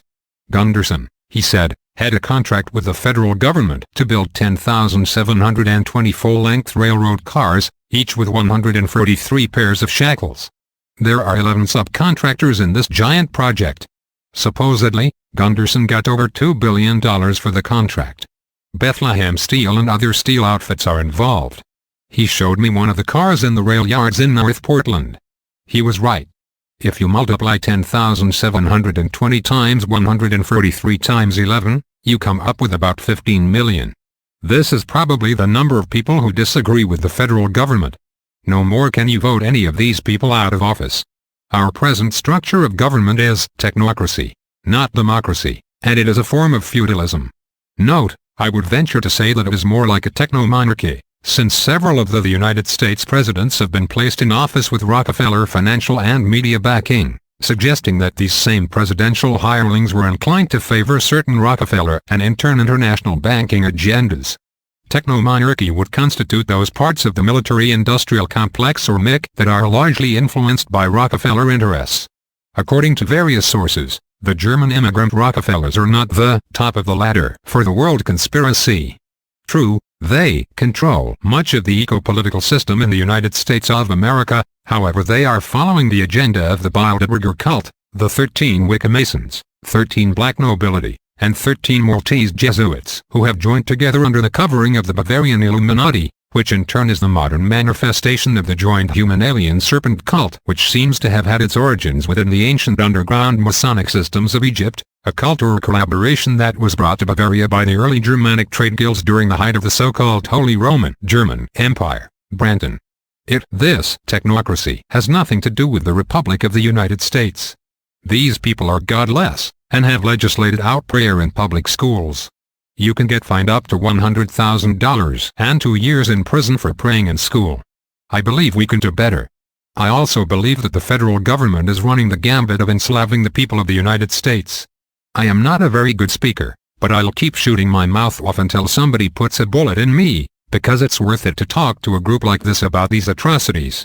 America's black program contractors. There are other problems. I have some interesting 1993 figures. There are 29 prototype stealth aircraft presently. The budget from the United States Congress 5-year plan for these is $235.6 million. You couldn't buy the spare parts for these black programs for that amount. So, we've been lied to. The black budget is roughly $1.3 trillion every 2 years. A trillion is 1,000 billion. $1 trillion weighs 11 tons.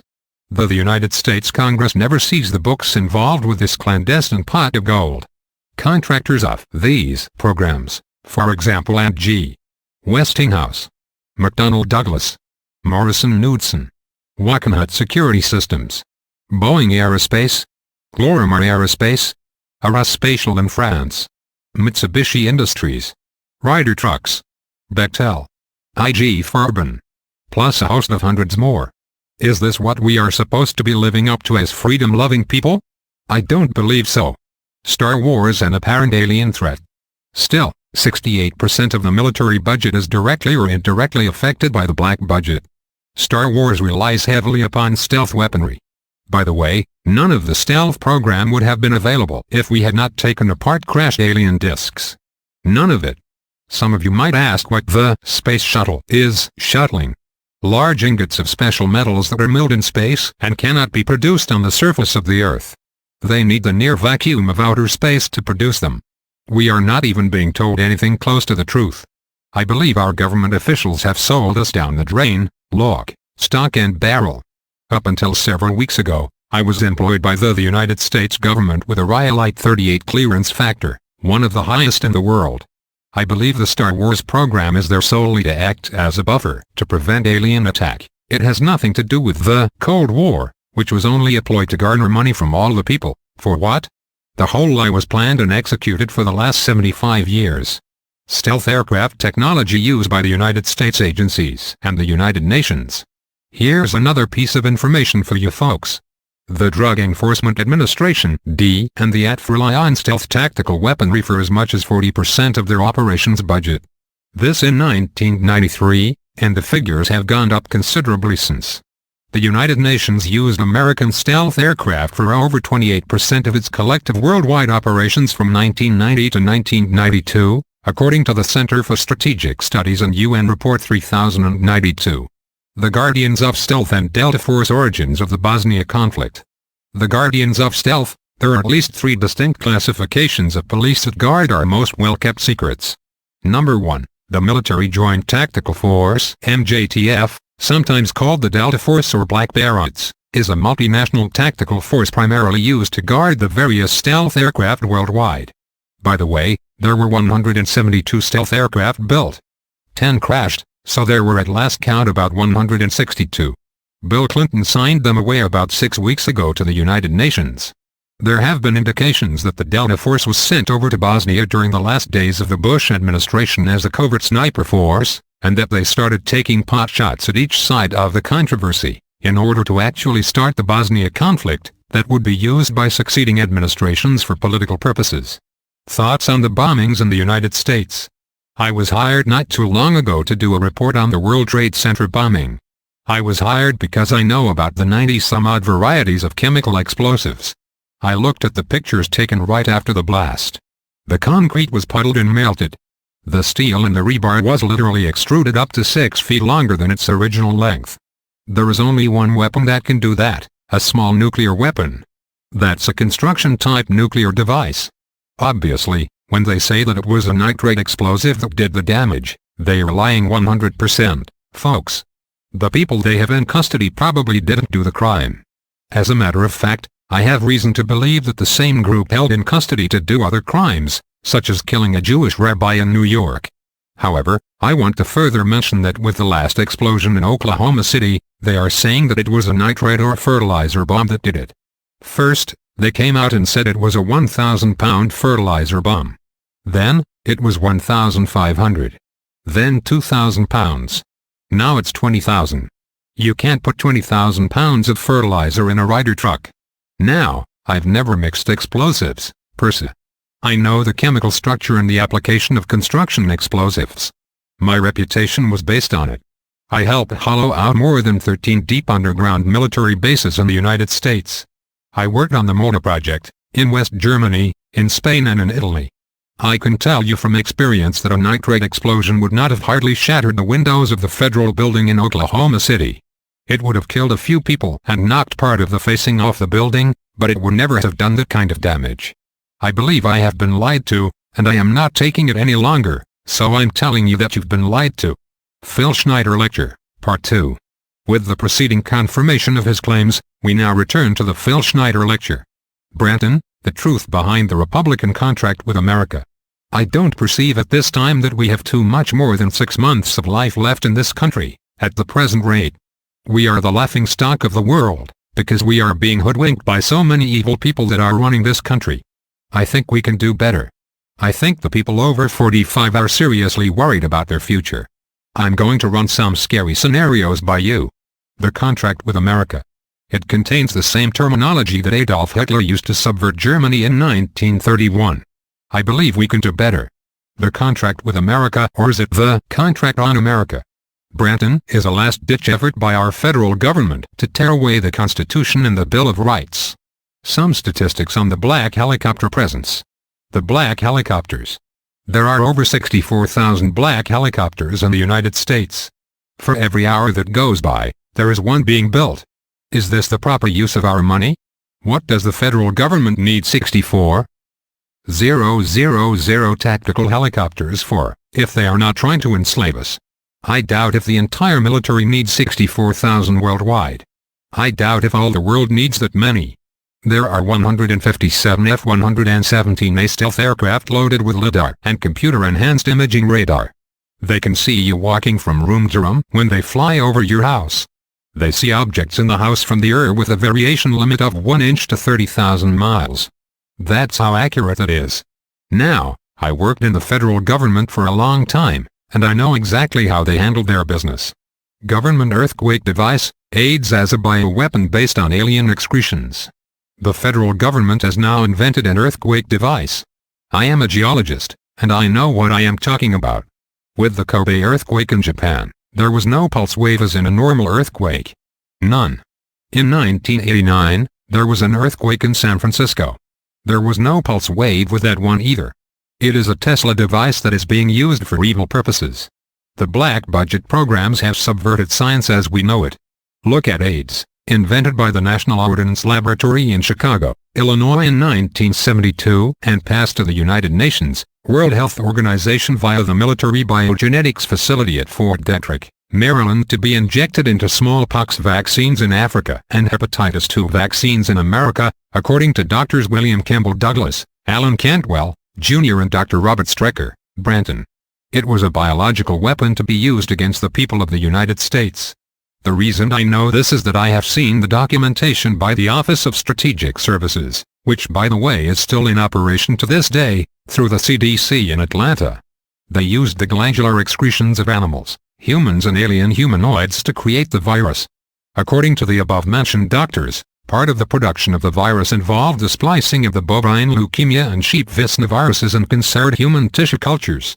Branton, these alien humanoids the government is hobnobbing with are the worst news. There is absolutely no defense against their germs, none. They are a biological weapon of terrible consequence. Every alien gray on the planet needs to be isolated. Saddam Hussein killed 3.5 million Kurdish people with a similar biological weapon. Do we, the people of this planet, deserve this? No, we don't, but we are not doing anything about it. Every moment we waste, we are doing other people on the planet a disservice. Right now, I am dying of cancer that I contracted because of my work for the federal government. I might live 6 months. I might not. I will tell you one thing. If I keep speaking out like I am, maybe God will give me the life to talk my head off. I will break every law that it takes to talk my head off. 11 of my best friends in the last 22 years have been murdered. 8 of the murders were called suicides. Before I went to talk in Las Vegas, I drove a friend down to Joshua Tree, near 29 Palms. I drove into the mountains in order to get to Needles, California, and I was followed by 2 government E-350 vans with G-14 plates, each with a couple of occupants, one of which had an Uzi. I knew exactly who they were. I have spoken 19 times and have probably reached 45,000 people. Well, I got ahead of them and came to a stop in the middle of the road. They both went on either side of me and down a ravine. Is this what it's going to take? I cut up my security card and sent it back to the government, and told them if I was threatened, and I have been, that I was going to upload 140,000 pages of documentation to the internet about secret government structure and the whole plan. I have already begun the task. Thank you very much. End of May 1995 lecture. Chapter 34. I've thought about an eloquent way to end this volume with a flourish of cosmic wisdom that would bring the entire contents of this work into perspective and balance, an ending that would be worthy of all of those brave truth seekers who have so generously contributed to this project. Having failed to do this, I will gladly give this opportunity to one who should know, more than anyone else, just exactly what we as a planet are going through in our struggle for freedom from interventionist oppression. The following appeared in Val Valerian's Matrix to Work, and although I've made some interjections throughout, I would ask that you pay special attention to the words of a certain Nordic, born among the stars, who can fully sympathize with our plight here on Earth. But first, some words of introduction from Val Valerian, the Greys, the Nordics, and interstellar conflict. The first type of gray is the short gray humanoids, with the large heads, which resemble embryos and average about 4.5 feet in height. They are from Rigel.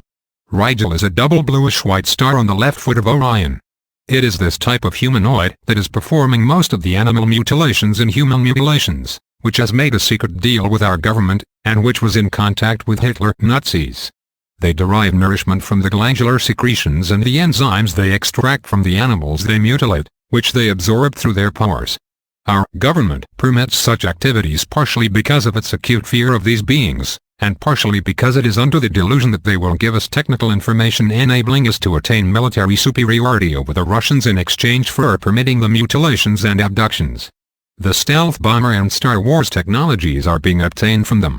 However, our government does not appear to realize that when it comes to the crunch the technology they are transmitting will not work as it is supposed to. Note, more advanced technologies have been obtained via crash retrievals, an aspect that the aliens may have underestimated. Branton. It is not in their interest to give us decisive military superiority over the Russians, or vice versa. It is in their interest to keep us in a state of unresolved conflict with each other, the old game of divide and conquer. Working under the instructions of the humanoids from Rigel, CIA and former Nazi scientists have developed and deployed malignant strains of bacteria and viruses, including AIDS. The rationale from the fascist point of view is to exterminate portions of the population considered to be undesirable. The rationale from the Rigelian point of view is to decimate the human population to such an extent that the survivors would accept, not resist, open control by the Rigelians. The humanoids that have been nicknamed Swedes are on the average between 6 and 6.5 feet tall. Some are from a solar system that revolves around Procyon, a binary yellow-white and yellow star system that rises before Sirius in Canis Minoris in the body of the Lesser Dog, about 11.4 light-years from Earth.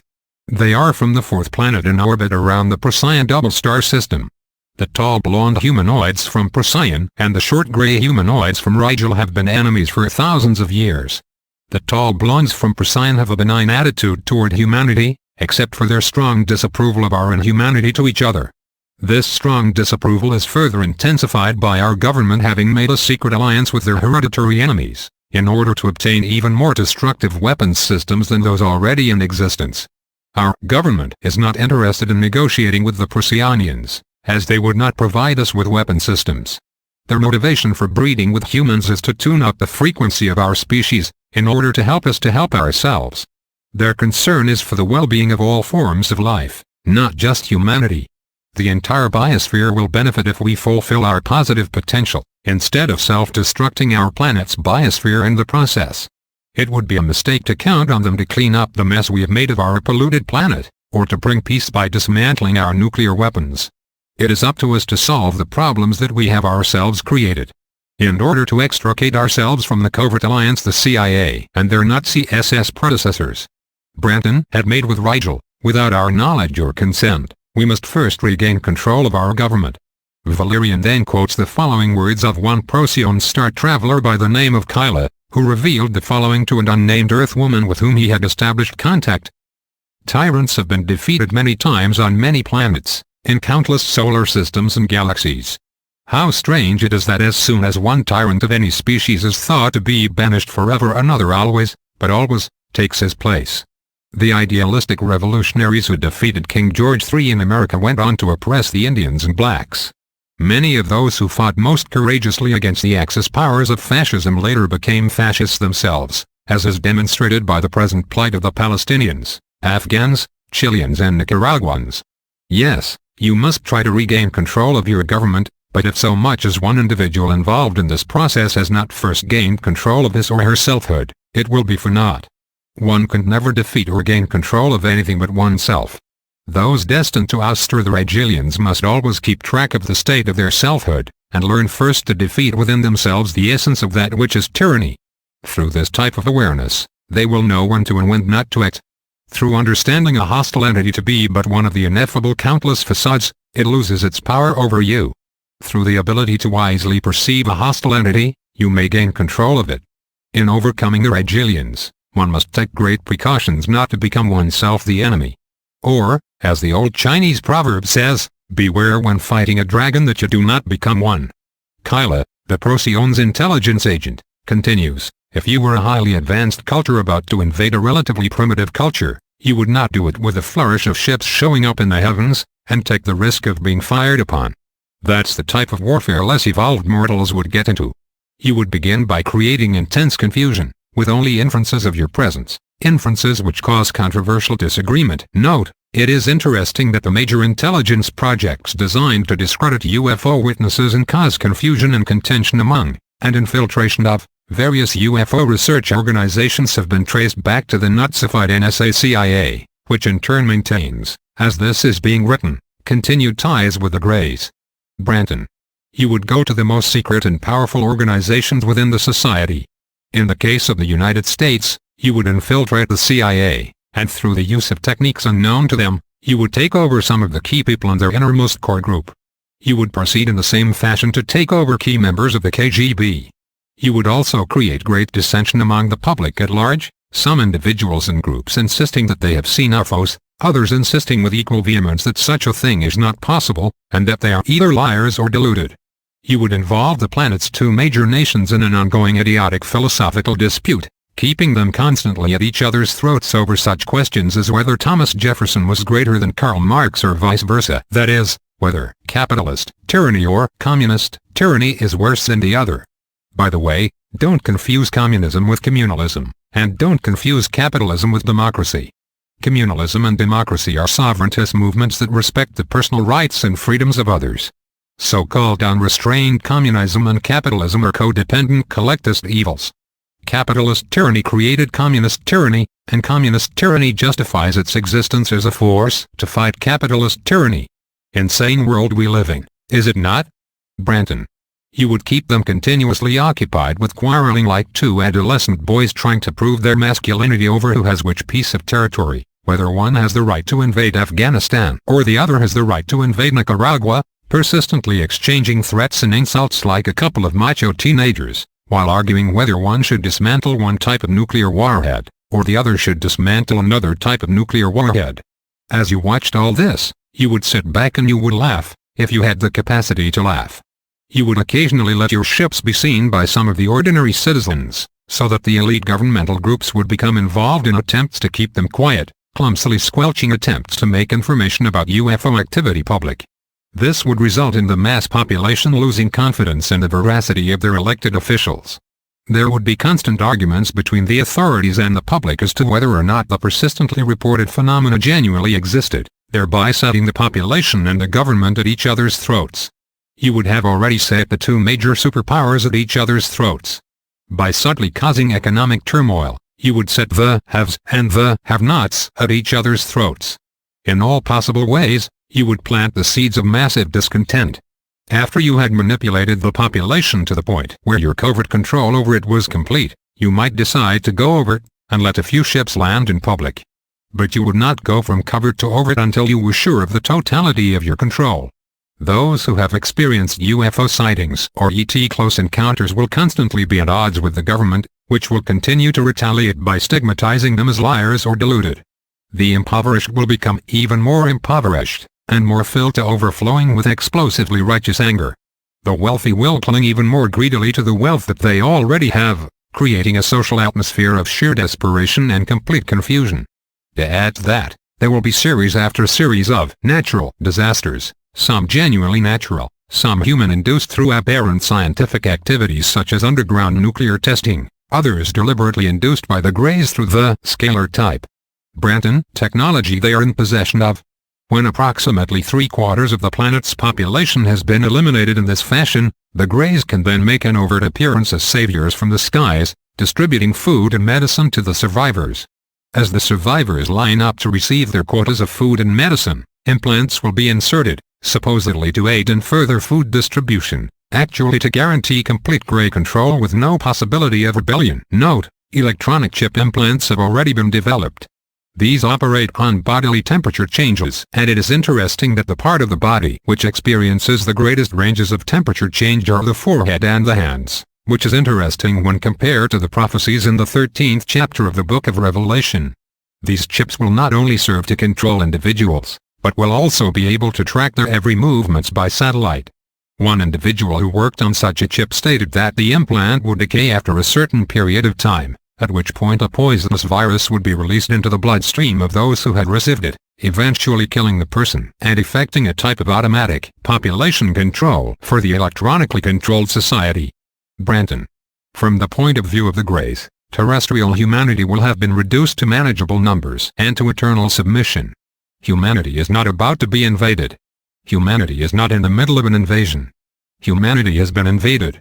The invasion has taken place, and is nearly in its final stages. Great invasions do not happen with thundering smoke and nuclear weaponry. That is the mark of an immature society. Great invasions happen in secrecy. You throw a crumb out here and there. You bribe the United States government with a few tidbits, a stealth bomber, a Star Wars system. You encourage the government to think that the UFO researchers indeed threaten the security of this great secret they have. You tempt and tease the Soviet Union with a laser system far finer than any their own scientists could think of. And you always keep that subtle inference just on the borderline of consciousness that the elusive will-o'-the-wisps termed UFOs may in fact exist, yet you persistently repress this borderline perception, and make it seem so insane that there is a social stigma attached to declaring one's conviction that the phenomena are in fact real. While all this confusion is going on, the Greys are gradually changing you over. The inner core of the CIA is deeply controlled by the Greys. The CIA see the Greys as a path to greater scientific achievement, as a way of overpowering the Soviet enemy. Note, since the overt breakup of the Soviet Union, the Greys may provoke a new Cold War with another superpower, possibly China. It has also been suggested that the Bavarians engineered the dissolution of the Soviet Empire because at the time their agenda called for a merger of the East and West into a Bavarian-backed New World Order. In other words, for this to occur, Russia had to become less communist and America had to become less capitalist so that they could both merge somewhere within the realm of democratic socialism, with more than a little help from the UN or United Nations organization. Branton. Surprisingly enough, the obtuse collective mentality type that makes up the bulk of the CIA also makes up the bulk of the more fanatical star people, those who babble and mush and gush so endlessly. All those who have to cleave to or be fused with some form of group mentality, most notably, the Ashtar Collective, much of which according to contactee Israel Norkin has been infiltrated and taken over by the unholy six-star systems of Orion, Branton, leave themselves wide open. They have already been taken over. There is a large and ever-growing cult of contactees who think of the Greys as liberators, sincerely believing them to be heavenly star brothers who have come to help humanity. Note, one common brand of intellectual defecation that the Greys have been spewing forth through their human channels is that the Greys are really the good guys, and that they have been conquered and exploited by the Reptiloids and therefore are working with the secret government in an attempt to throw off the yoke of their oppressors.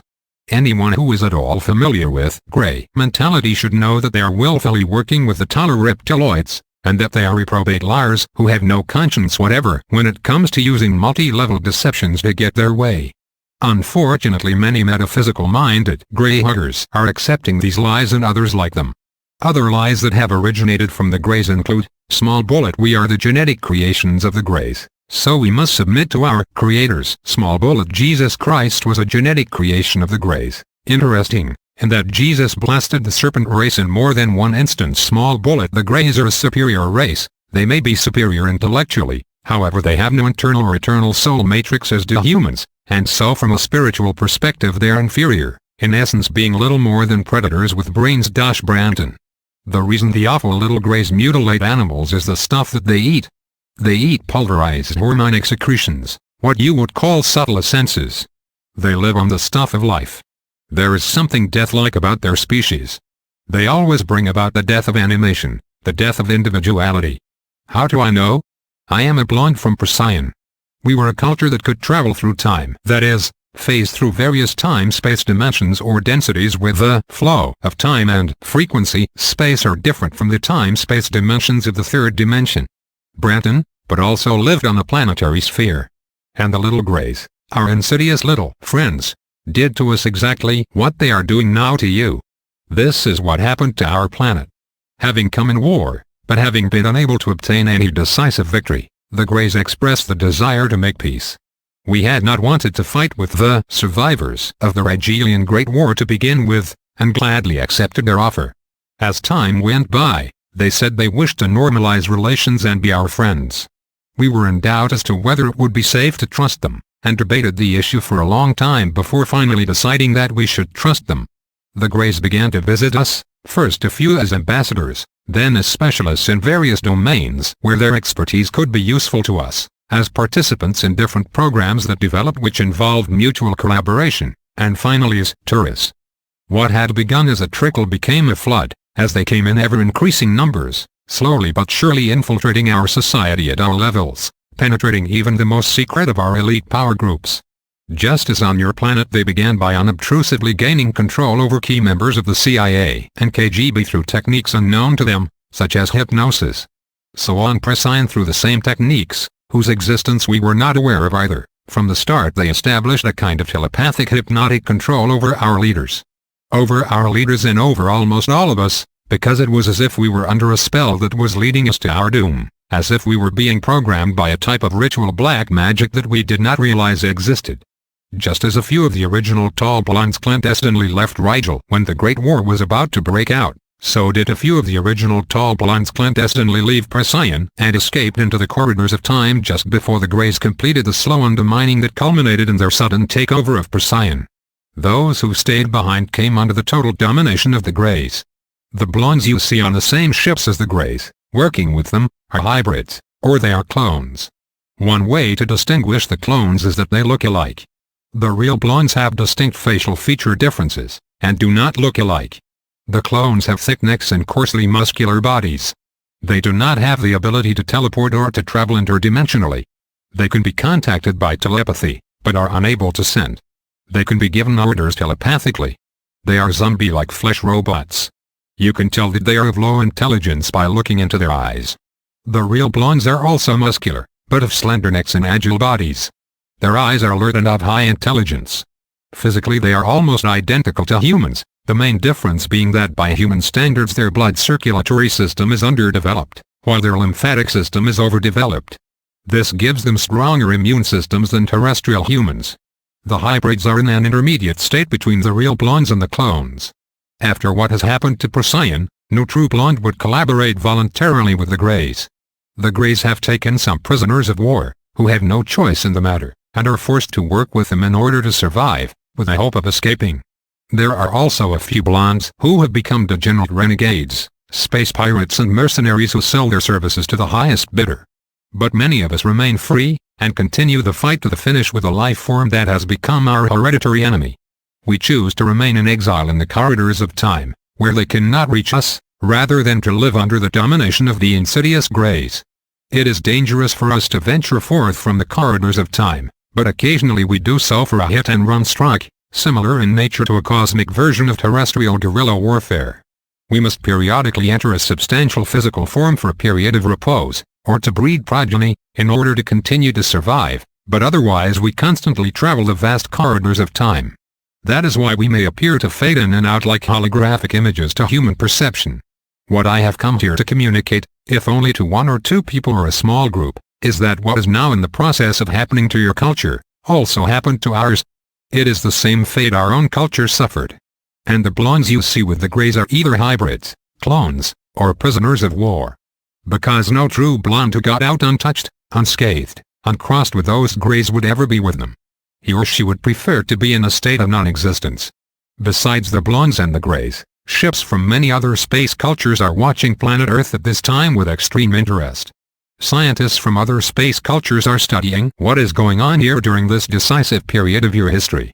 If your elected representatives had not so stupidly made a deal with the only aliens willing to provide them with weapons systems, with the short-sighted goal of overpowering the Russians, the Greys would not have achieved their present dominance, and you would now be exchanging ambassadors with a wide variety of space cultures. What I want to get across to you is that the ultimate evil, which underlies all the negativity in the cosmos, finds expression in that masked form of psychological complacency which leads an individual to adhere to a group philosophy rather than to think things through for oneself. Those who feel safe and comfortable in no matter what belief system merely because many others adhere to it, who get together and form an arrogant self-righteous group convinced it has a monopoly on the truth, and those who are ready to persecute, kill or stifle anyone who challenges that group's philosophy, have formed an alliance with the ultimate evil, whether they know it or not. It is the self-righteousness and implacability of certain elite power groups like the CIA and the KGB, certain organized religions, and certain so-called lunatic fringe groups such as some of the more fanatical star people, which are so objectionable. I have seen civilizations rise and fall, begin again only to die again, over and over and over. It isn't only a problem of this planet. It's a problem that must be faced by all civilizations in the course of their development, no matter where they may be located in the cosmos. Everyone wants a slightly larger piece of the pie than their neighbor for themselves, and eventually this tendency always culminates in choking them. Sooner or later this will be the undoing of the Greys as well, thereby enabling us to return in triumph from our exile in the corridors of time. The Greys do not see and are incapable of understanding their own fundamental error, that the very weakness they seize upon in humanity is their own inherent weakness, the blind spot that inevitably seals their doom. The only way to victory is through the strength of your consciousness. When genetic or other manipulations are being performed on abductees, the Greys expect them to cringe in fear, and derive a second-hand high from the intensity of the emotions expressed. If instead of cringing in fear, an abductee can put his or her mind elsewhere, focusing attention on dynamic protective imagery of a religious or mystical nature, it decreases the gratification that the Greys are getting from their second-hand high, and it confuses them. Center the consciousness on something so different from what they expect that it puzzles them. Note, in most cases the image of an empty red or crimson cross seems to be especially debilitating to the Greys. For instance, the legendary soldier saint, St. George, reputedly wore a shield with a red cross emblazoned on a white background. Whether one believes that the dragon slayers existed or not, the legend itself claims that the Christian dragon slayers of Europe more or less marked the end of the dragon race's infestation of the old world. One such legend concerned the city of Cyllene, Libya, which had been plagued by a draconian beast for a long period of time. The king of the city had offered up sheep and livestock in an effort to appease the beast. However, the time came when all the livestock had been used up, and this was when human sacrifices were chosen, by lot, to appease the fearsome beast. One day the lot fell on the king's own daughter, and the grieved king, honoring his word, allowed her to be taken and tied to the post outside of the city gates. As the beast was about to pounce upon the princess, so the story goes, St. George appeared in shining silver armor and, before the beast knew what was happening, the soldier saint had pierced it through with his lance and rescued the princess, who later became his wife. Whether or not such legends have any basis in reality, the story nevertheless symbolizes the unconscious animosity between saints and serpents. If we are to believe the legends, then this was only one of the many vermin, as they were referred to in those ancient times, which St. George had vanquished during his life, and although not the only dragon slayer of legend, he was perhaps the most renowned. Branton. The only reason the Greys have such a degree of dominance over you is because your elected officials stupidly made clandestine agreements with them, binding you to them in an exclusive alliance that is respected by other space races, allowing them to install themselves in underground bases impregnable to your weaponry, a situation you must now find a way to extricate yourselves from. Note, in that the Greys have repeatedly violated these treaties, they should legally be considered null and void. In fact, since the executive branch of the United States government was taken over by a fascist CIA coup d'etat in 1963 at the time of the John F. Kennedy assassination, as were the governments of several other countries throughout the world where CIA-backed military coups resulted in the establishment of fascist puppet dictatorships, should we not consider the executive branch of government which made the treaties with the Greys to be null and void as well? It certainly was not Congress who authorized such treaties. Branton. In antiquity this planet was divided into sectors between 4 different groups: small bullet blondes, small bullet greys, small bullet large lizard-like beings now connected with the Capella system, small bullet beings now connected with the Arcturus system. These groups still consider themselves to be the owners of this planet. They do not recognize the human claim to ownership.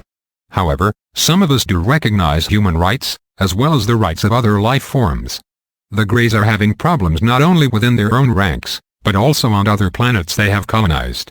As a species they are afflicted with severe, perhaps terminal, health problems, a weakness that can and should be exploited. Branton. They have substantial captive populations of blonde, human and other prisoners of war, eager to join a revolt at the slightest opportunity. One must be rational in attempting to fight back, and understand the proper way to proceed. Your own consciousness is the most potent weapon that is available to you at the present time. The most effective way to fight the Greys is to change the level of your consciousness from linear thinking to multidimensional awareness. Your secret weapon, your ace in the hole, is that you are not hive-minded collective thinkers, though many of you do fall into that category by conforming to conventional group patterns, and are therefore easily controlled by the Greys. It is your individuality which is your best weapon, because it is the one weapon you have that the Greys do not have.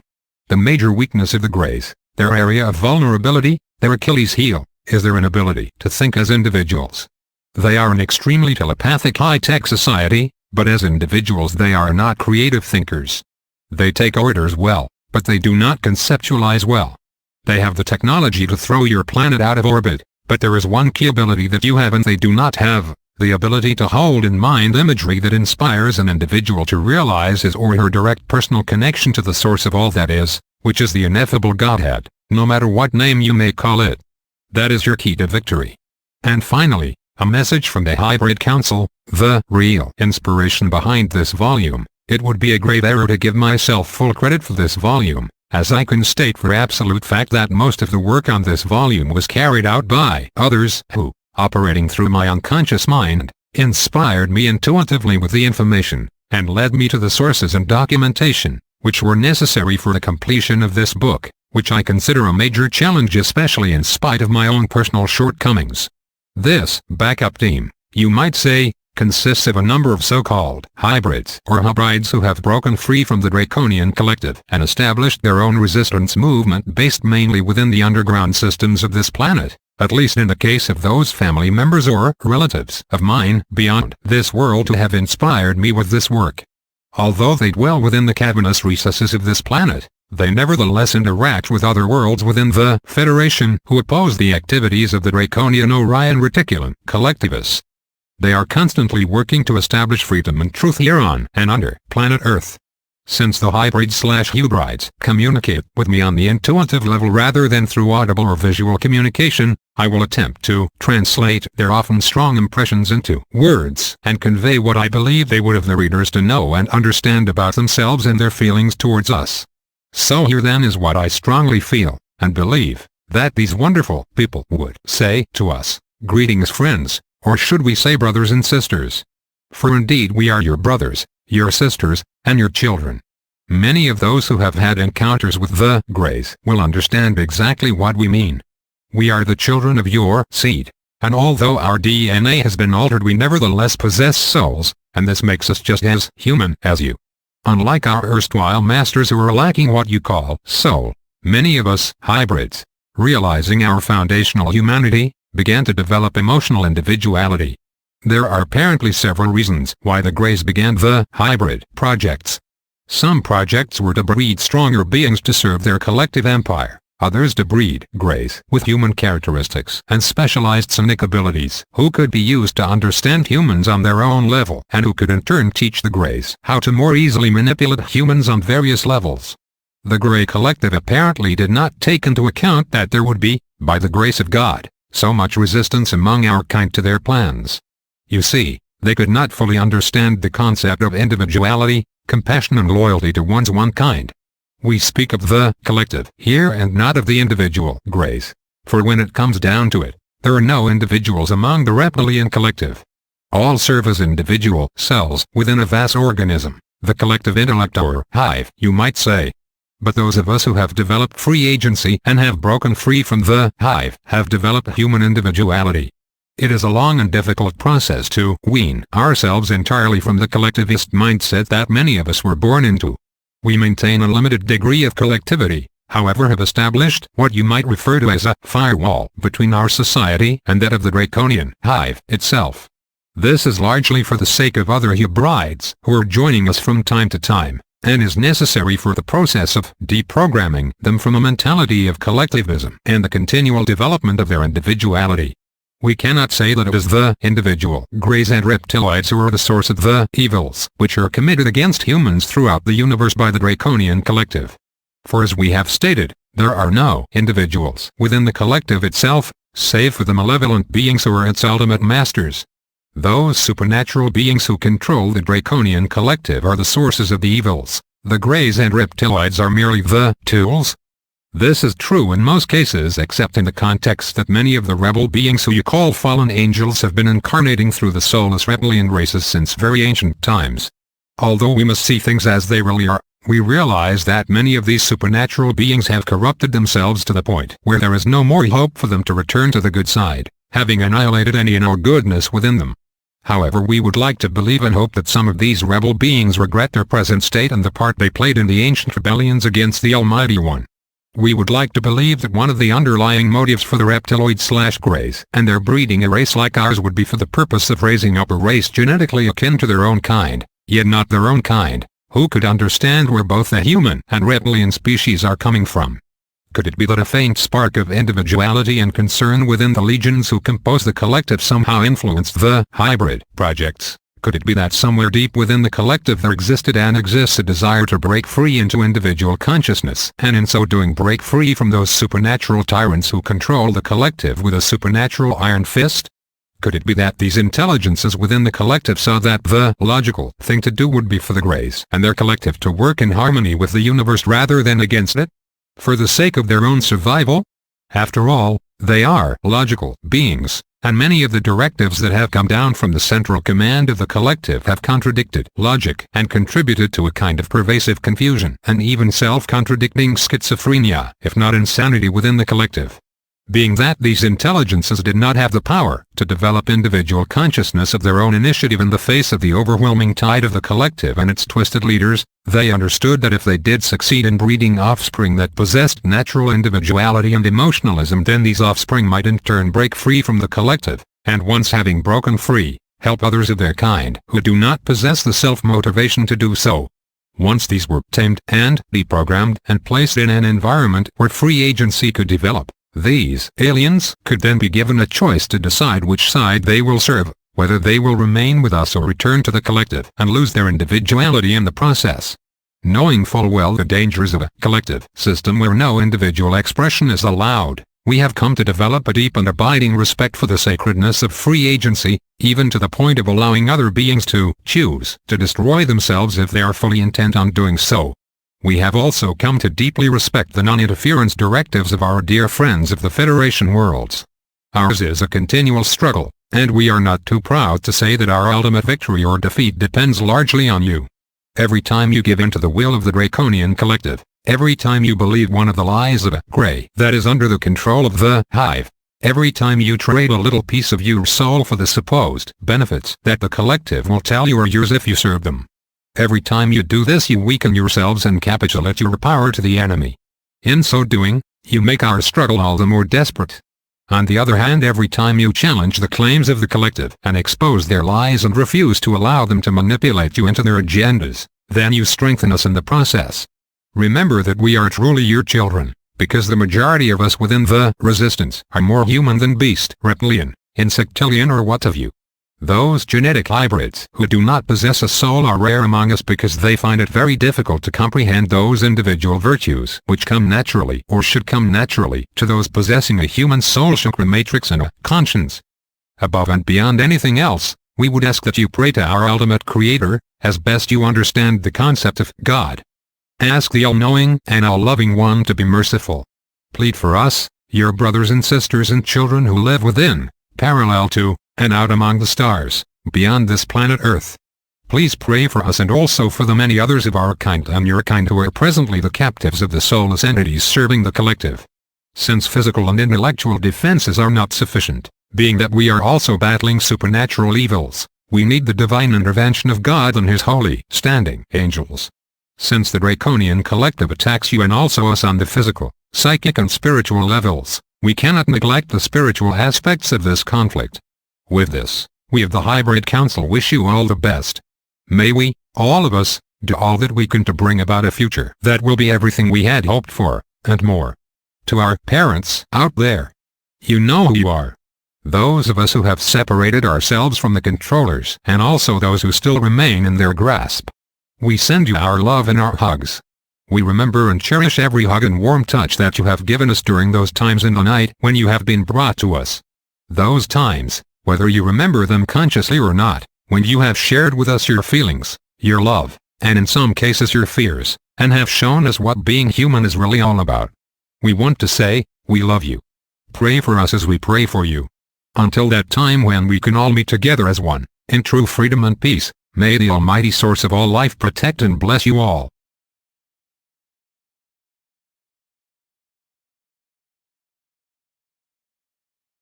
Hi there.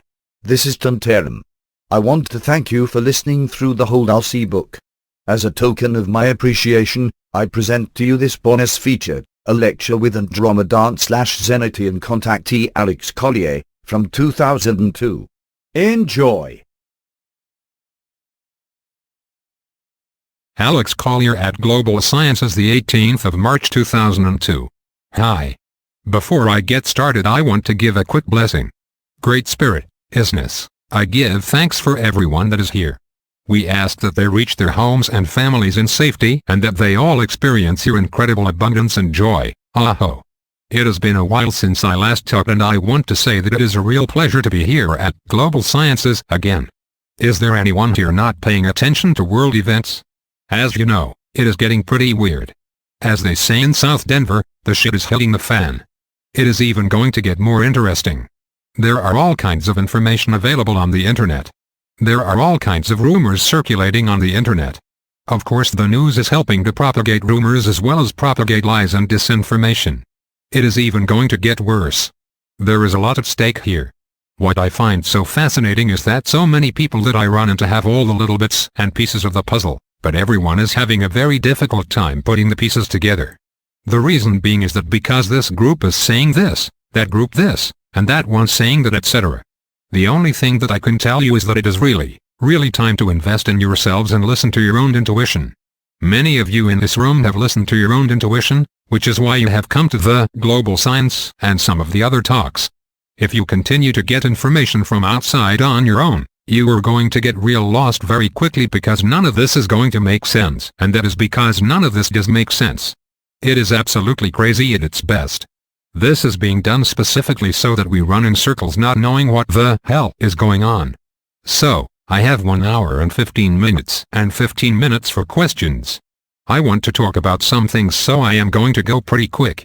We are going to start with first is Nibiru, the object that is entering our solar system. What is it? Is it really there? Are there legions on it, etc., etc.? Well, yes. It is coming. Is it the actual planet Nibiru? No, it is not. It is intelligently guided. I also want you to look at the idea that 6 or 7 years ago, the US had said that on August 12, 2003, that all the regressive ETs were going to be removed from the planet. That is actually going to happen, folks, because there is no way that we are going to be able to get a handle on our governments, our own planet, our own society, and stop being manipulated unless in fact they are removed. I know that there are different speakers that just focus on the light part of them. I think that is just great because it is important to focus on the light. But, it is also important to know that we do in fact live in a duality. The entire universe, which is all the galaxies and most of the dimensions, are in a duality. For some reason, that is the way it was set up. We all have choices. We all have free will. Every decision we make moves us on a path or down another path or around a corner, or we go back to go and don't collect our $200. So, where we find ourselves today, or what I should say is where I find myself, as a lot of folks are saying, is, why don't they just intervene and fix it? Why don't the ETs just come down and fix it? I confess, I had a lot of things like that myself. Why don't they just come and fix it? It would be easier for all of us if somebody would just fix it. Now they are going to fix the regressive ETs. They are going to, because that is a piece that we can absolutely not deal with. We are in way over our heads. They have technology way beyond our comprehension. Even the stuff our secret government doesn't tell us about. So, we can't deal with that. But, I am going to address this issue first. What happens after August 12, 2003, if everything goes along as scheduled, if what I have been told is correct, if the regressive ETs are in fact removed from this planet, then what happens next? The aliens are out of here. The aliens have been in control of the royal families, the governments, and the banking systems, those that have had ultimate control of the planet and our minds. Then what? What are we going to do about our current governments? What are we going to do about our corrupt banking system? What are we going to do about our corrupt corporations that absolutely pollute the planet and hide reversed engineered free energy? What are we going to do about that? Are we going to take responsibility? What are we going to do about the CIA trafficking drugs to our children in our schools and in our country? We all know what is going on. It has been going on since the 70s, maybe even earlier. So, what have we been done about it? We've done, butkus, nothing about it. Why, the ETs, the benevolents are taking so long to intervene? Because we talk the talk, but very few of us are actually walking the talk, and the ETs know. They know us better than we know ourselves just by watching our habits, by watching the way we respond to world events, social events, and community events. Basically, apathy. It is everywhere, except in the Mideast. But it is to the extreme in the Mideast. That is why this isn't going to be easy. There are certain things that we the people have to take responsibility for. One of the items is our government. Am I anti-government? I am not. I am anti-corrupt government, I absolutely am. Do I think George Bush is a good guy? I think really deep down he has a good heart. But, is he in control? No. Neither was Bill, his dad, and John Kennedy. We haven't had a real president since Eisenhower. He warned us when he left office. Is anyone familiar with the Disclosure Project? www.disclosureproject.org. Read that and educate yourselves real quick about that. I won't go into that because that is somebody else's thunder. You should absolutely research that. It is literally the smoking gun that most of us that have been investigating enough for research have been looking for, the smoking gun. We have ex-government, ex-military, ex-intelligence, are telling the truth about ETs. Our government has been suppressing this information for over 50 years. What a shock and surprise, right? The fact that they have reversed engineered technology, free energy, and the fact that we haven't needed fossil fuel for over 40 years. What a shock! What a surprise! Here we are about ready to start World War III over oil. Here we are bombing the hell out of Afghanistan so we can make sure we set up a pipeline for oil when in fact we don't need it. Oil is not the real agenda. The real agenda is the extermination of specific races on this planet. This originally was an Orion concept. It came from star systems in the Orion group. These are things they did when they moved into different solar systems and star constellations. They would run across a race that was specifically psychic or specifically gifted in some way that is somewhat of a threat to them. This was also something they did when they moved into a star system and the genetic lineage was stronger than their own and they had a great deal of difficulty controlling with them. Essentially they would pick the weaker of the races, the ones that they knew they could control, and exterminate the rest. This model was demonstrated twice on the planet Earth. First was the biblical flood of Noah, and the second time on a much smaller scale was the Inquisition in Europe propagated by the Roman Catholic Church, which specifically targeted women. We are going to talk about that because much of the situation that we on Earth find ourselves in, other races have been in the same position. I am going to pick up on one specific race tonight, the Persians. It is imperative that you understand soon. The world is going to be cast into turmoil. That is by design. It is going to get us looking in a different direction. It is going to be economic. It is going to be terrorism. There are going to be nuclear detonations. According to Morini, the ETs are going to allow 2 here in the United States. I want you to think about that. 2 will go off in the United States. New York is still a target. New York City and Manhattan. I have a big problem with this, a very big problem. It was brought to my attention that the United States was the first to use them on innocent people and that there was to be some type of balancing so that we will in fact learn our lesson. I have a problem with that as well. But, nonetheless, whether I have a problem with it or not, I'm just telling you. That is coming. I absolutely don't want this to come. But it is always prudent to always prepare for the worst and always hope for the best. So what does that mean? That means we have to be very, very vigilant about being self-sufficient, about preparing ourselves, about being close to family, about old issues, about petty differences. It means basically start to form community, reaching out to friends, neighbors, and family. It is time to really to invest in ourselves, because our government is not going to help. The truth is, it is not our government. It was bought and paid for years ago. The reason I say this is because our solar system is loaded with spacecraft. A lot of you may see them at night moving through the sky. The fleets are moving through the sky in formation. Here in Colorado, we are blessed to have such a clear sky. The craft are all over the place. In fact, I was told about something that was following the moon around. A bunch of people saw it. It wasn't the Soyuz. It wasn't a satellite. They are here. They are buzzing our space shuttles. They are buzzing our airports. They are buzzing our military. They are buzzing everybody. You've got a disclosure project. You've got intelligence people who have reputations on the line telling you of this.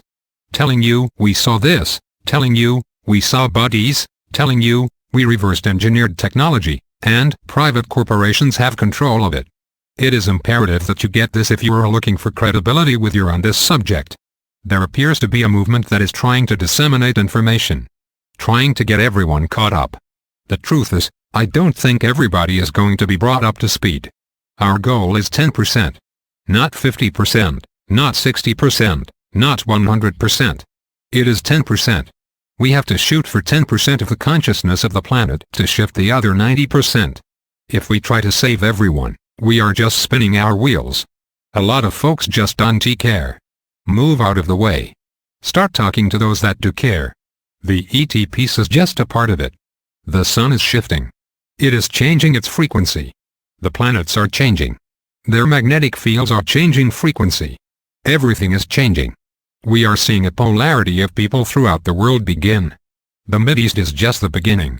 I want you to know this is all just a manipulation. It is all a manipulation.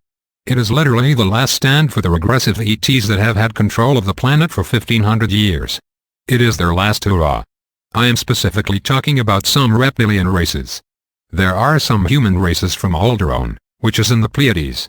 They are not nice guys. I am sick and tired of hearing, oh, the wonderful Pleiadians. There are 7 star systems there. One of them has a group that is just not worth a DN. The Alderaans were also the ones that helped the Nazis giving them technology, the Aryan race. We don't need to into that, you can figure out the rest. Volcanoes are going off everywhere because the planet is beginning to change. I know that there is a lot of good information out there about the frequency of the planet. It is our consciousness, folks. There is a huge shift.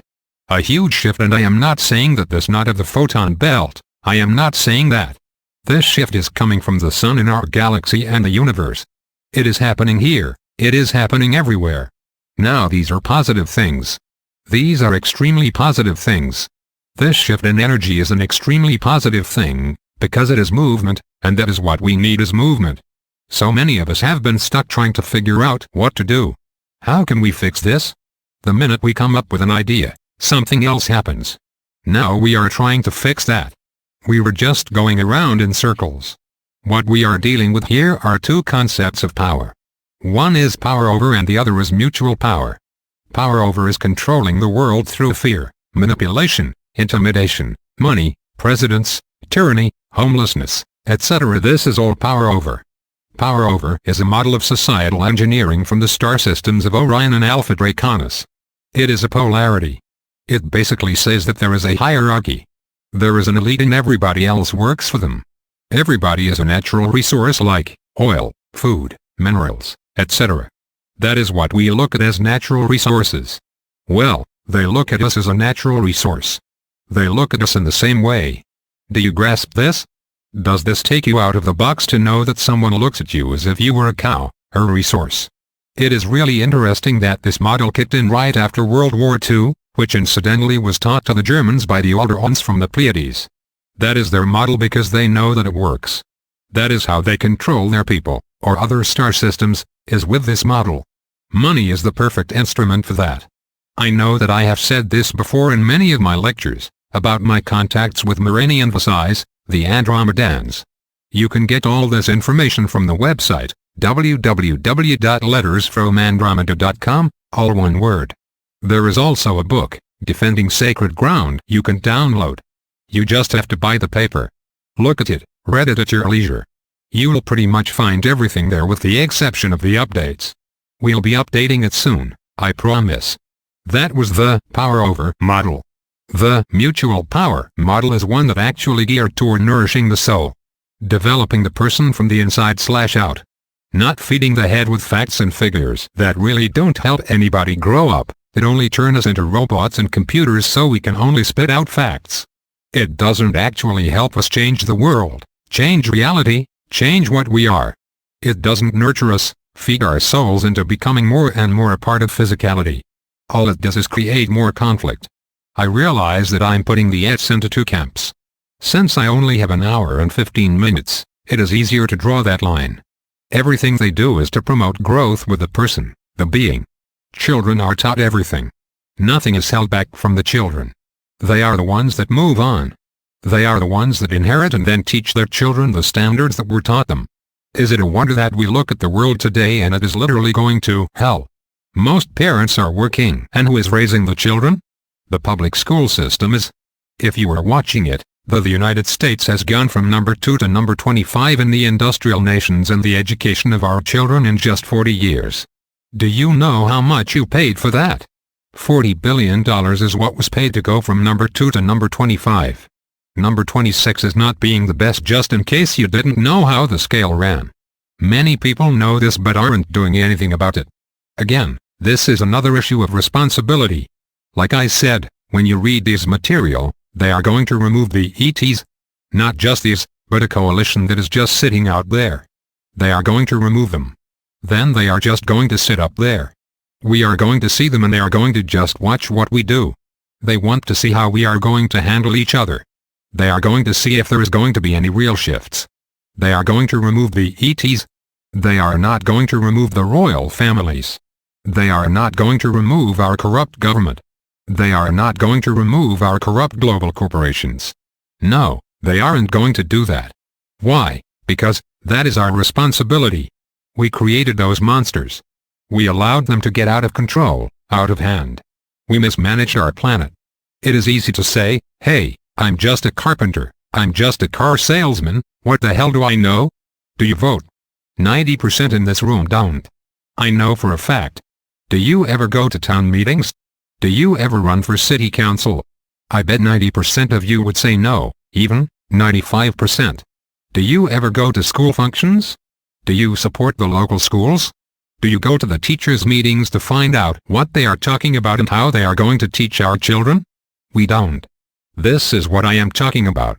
I do, but I am just one person and I can't do this alone. My wife thinks I am absolutely out of my mind for coming out and talking again. She's probably right. Wives are mostly right anyway. Coming to global science is great. Gathering information is great. Dwelling on it, meditating on it, rambling it around, trying to come up with solutions, is great. But what are you going to do about putting it into practice? That is the real work here. I have all kinds of people that contact me. They know everything. I talked to one guy that memorized the Encyclopedia Britannica. I was impressed until I spent the afternoon with him and realized that he didn't have an ounce of common sense, but he could remember what was on page 223 of the Encyclopedia Britannica. What good is the information if you don't use it, or apply it? It is frustrating for me that I can stand up here and give you all of this information and half of what is in my bag there. But, what would you do with it? It is information. Will you use it? What would you do with it? Will you apply it? Most of you won't. So, what is the point in giving it to you? Do you understand? I am expressing a real frustration that not only I have, but other speakers as well. It is time. What are you holding yourselves back for? You are awesome. Every single one of you is awesome. Do you all believe that there is a creator? Are there any atheists in this room?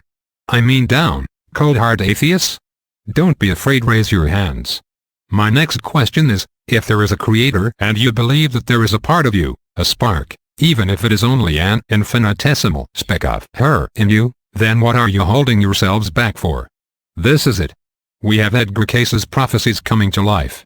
We have other contactees information. There are other prophecies being fulfilled. The Book of Revelations is being fulfilled. We have all these other psychics, other writers, other gifted seers from the Middle Ages. What they saw is now beginning to gel.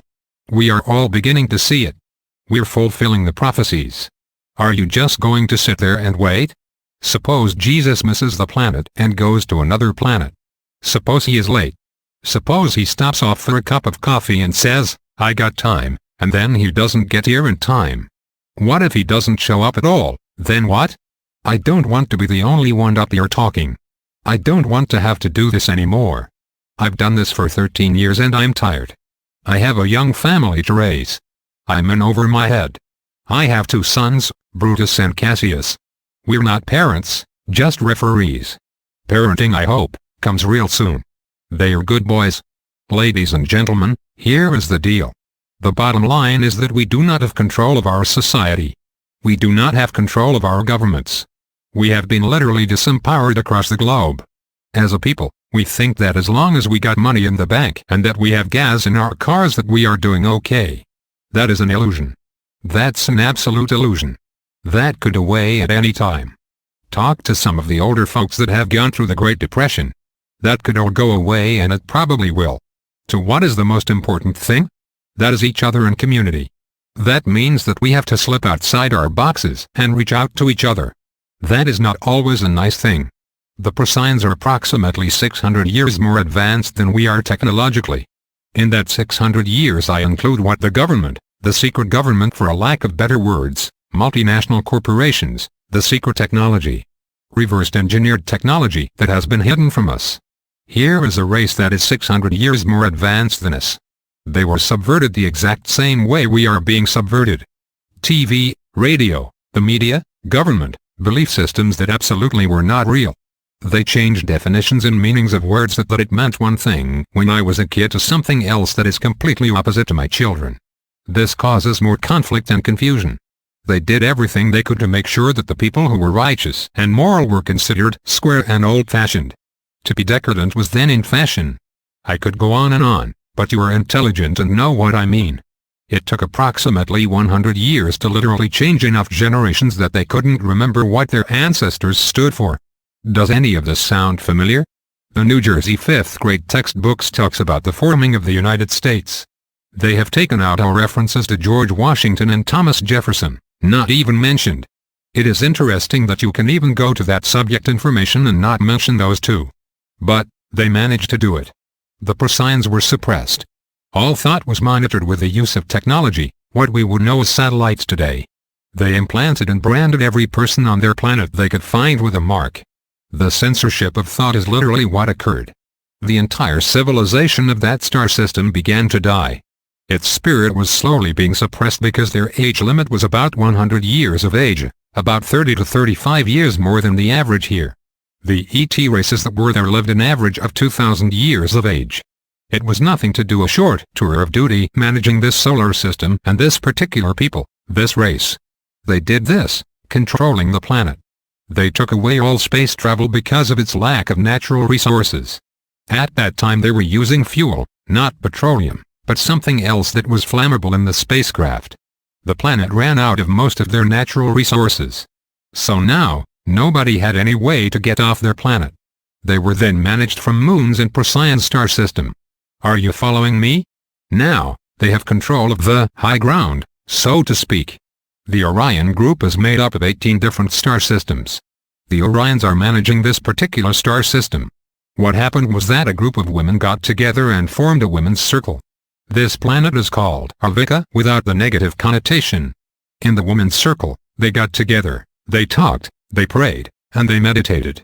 They found out that whenever they got together in this circle they could make things happen. They could make things manifest. They could create opportunity. They would slowly bring in more women. They would start raising their daughters that way. They learned to hide the children from the system and raise them in this idea that they could in fact create and manipulate physicality with their minds, and it spread. It took approximately 134 years. That is how long it took to undo what had been done to them, 2 whole generations. Here on Earth it would be 3 or 4 generations.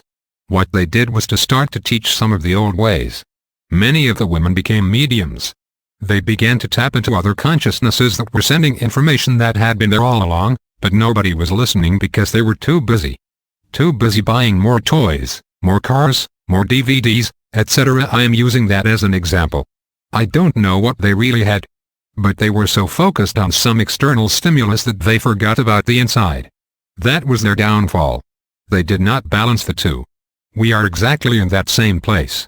We are not balancing the inside and the outside.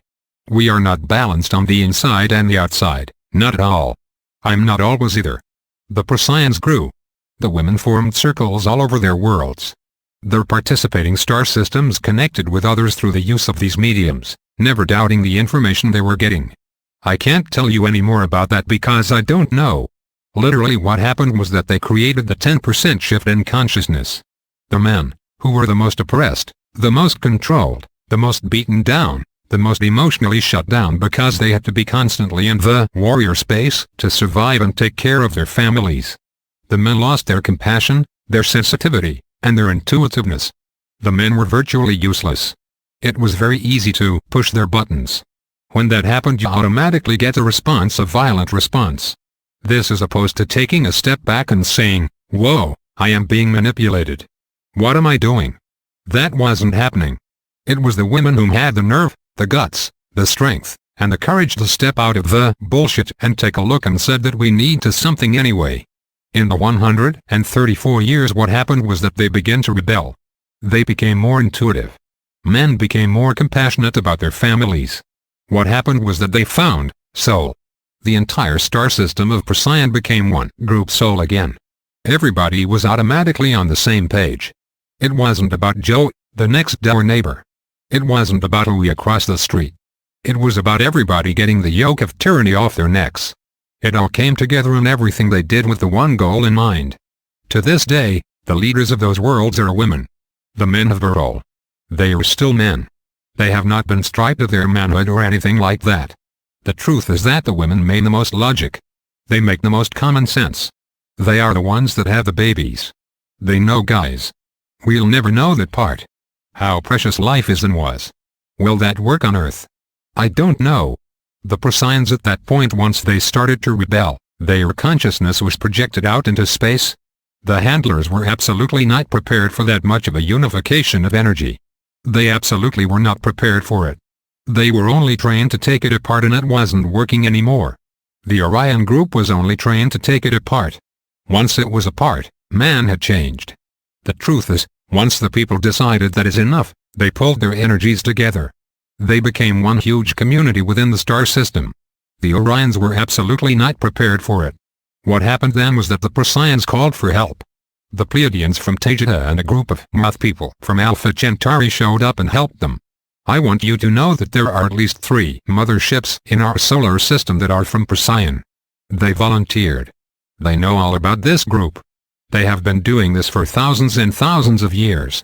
We are not the only star system that they have tweaked. Taking all that into consideration, the first goal is the issue. The issue is that we are not a community here. We have been taken apart. Does that mean that we have to see eye to eye on everything? No, not because we won't. But there is a thing about mutual respect. There is the idea that this is a small planet. It is our home. We only have so much water. We only have so much natural resources. Who controls it? Does it benefit everyone? You already know the answer to that. It is all about control, and you have no say-so about any of this whatsoever. There is an old song by Bob Dylan. I don't remember the name of it, but I do remember this line. In order to be honest, you have to step outside the law. That is kind of what it feels like. It still amazes me that people think that we are the only ones in the galaxy. There can't possibly be other life out there. What is even more baffling to me is that they can look at the world the way it is going and think that we have this great future coming, this marvelous future coming. We are running out of air, water, the polar caps are melting. All the governments are corrupt. Politicians are corrupt, and they still think this is it. This is awesome. I can't believe they still have more babies. I remember in a contact, we were talking about education. Vaside was telling me about how they educate their children. On their world, as is with many other worlds, teachers are the rock stars.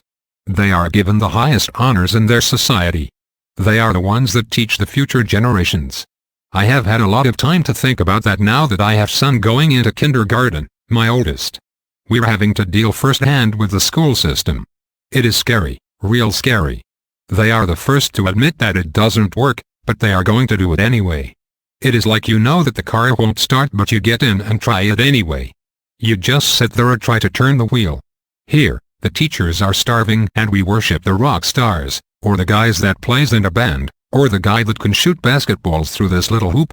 That's who we worship, and you know we have some serious problems. I don't expect people to go out and save the world. That is not what I am asking for. I'll tell you exactly what I am asking for. I am asking you to create the space to work on your inside, work on yourselves. That is the part of you that is going to be transitioning to another dimension. That is the part of you that leaves the physical body when your body dies. That is you, not this body shell. I want you to work on that and we'll get through this. You are awesome, just awesome. Reincarnation is a fact. I am not going to stand up here and try to prove it to you. You have to figure that out for yourselves. The soul goes on. It continues to educate itself. It experiences the extremes of emotion. It wasn't meant to sit in a chair and watch TV. That is not what it was built for. That is self-sabotage when you get addicted to outside stimulation. Sure, it is imperative to know what is going on around you. It is the manner in which you know it. Do you know it from what you see? What the conscious mind tells you? Or, do you know it from an intuitive place? That place is soul. Most auntie, and it is really time to invest in that part of you. There is no right way to do it. You don't have to do yoga. You don't have to meditate. You don't have to get those little bells that go cling, cling, cling. You don't need to do any of that stuff. Everybody is their own thing.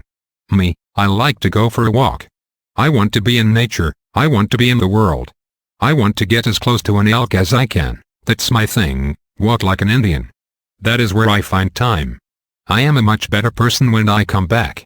You all have to create your own ritual, no matter what it is. Even if it's sewing or knitting, whatever helps you to get into the zone. It is imperative that you do that. World events, I am going to jump back to that. It is imperative, folks, that you watch Prince Charles. He is about to make his move. I talked about this back in 1996 and everybody was saying, "Oh my God, Alex. Look what happened to Diana." I didn't know about Diana. I didn't know that was going to happen to her. What I have been told is that the Windsors are going to set themselves up in a position of power so that they can manage the United Nations. I'm waiting to see how that happens. You want to keep an eye on him and those biggers. The next thing I want to talk about is sharing wisdom. Ladies and gentlemen, there are a lot of smart people in here, a lot of knowledge. A lot of your friends who are attending these type of lectures are doing the same type of research as you.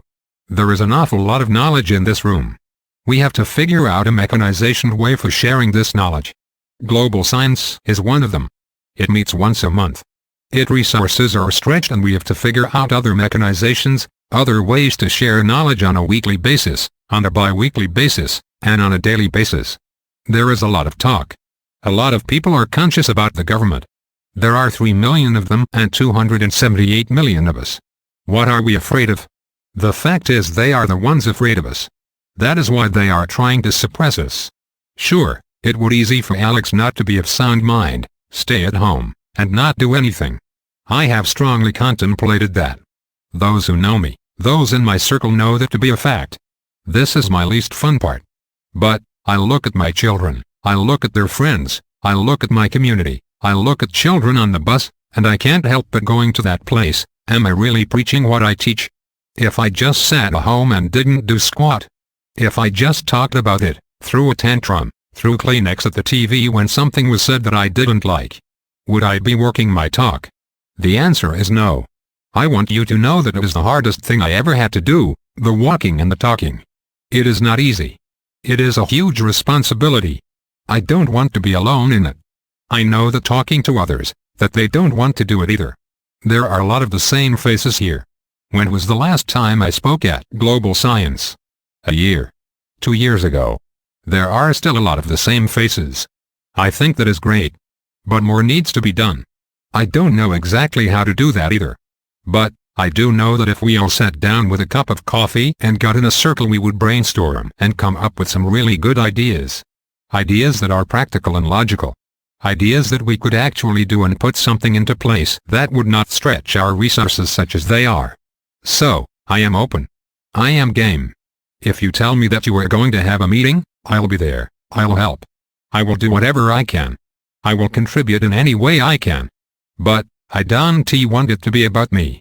It is not about me, it is about us. The Mideast, they are going to create World War III, unless there is direct intervention. I hope that happens.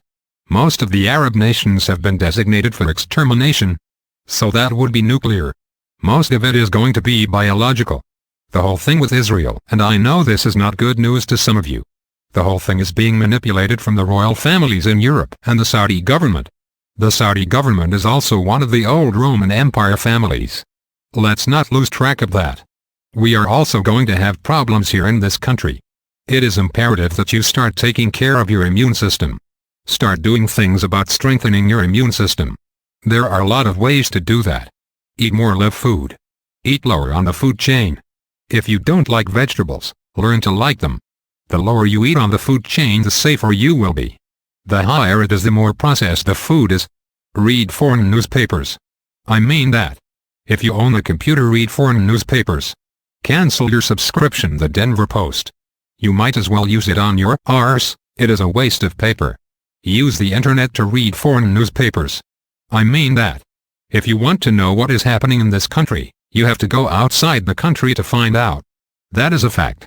Colloidal silver, essential oils, herbal products, there are all sorts of things you can do to strengthen and build up your immune system. The healthier you are, the stronger you'll be and the more able you'll be to deal with the stresses that are coming when things do start to happen.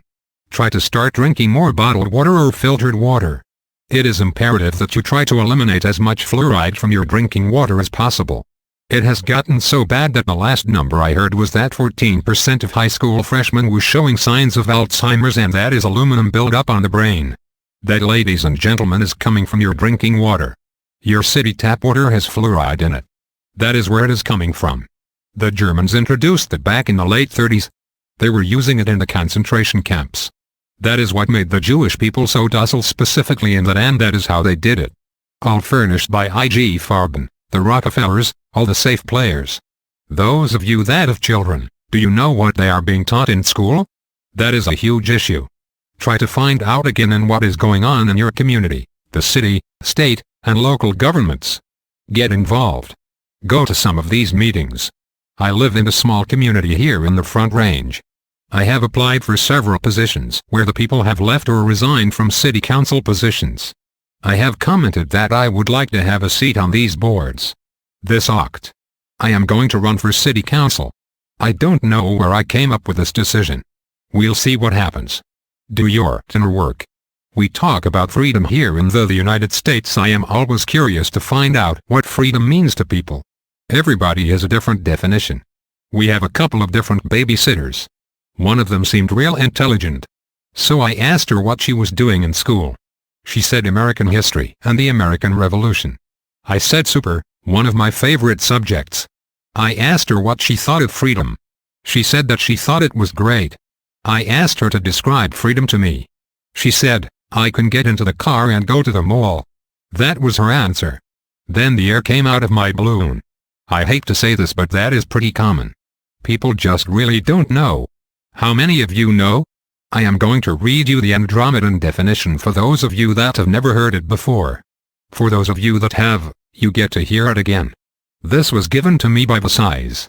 How this came about was that I asked him what our future was going to be like because I was very concerned and still am very concerned.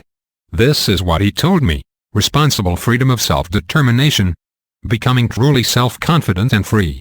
To unconditionally be responsible for oneself without being coerced to accept some higher authority.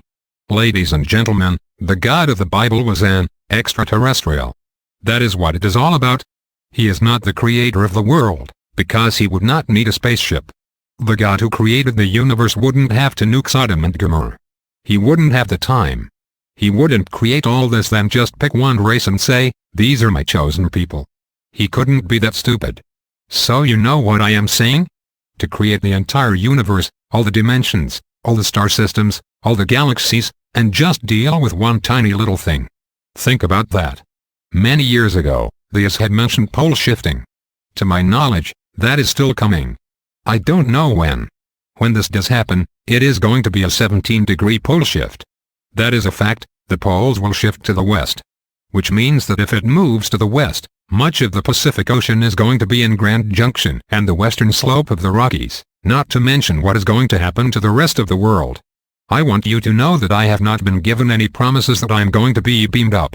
I am not going to have a box seat on a starship. I am here just like you and I am concerned.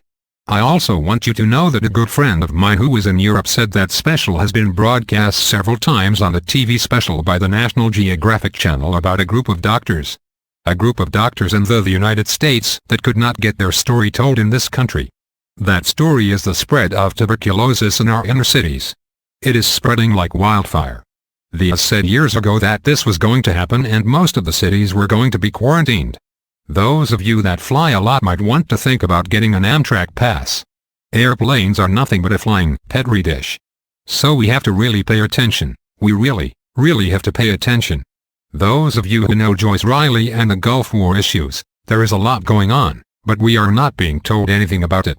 That is why it is imperative that you start getting your information and start tapping into news sources from outside the United States. The Europeans are telling it like it is.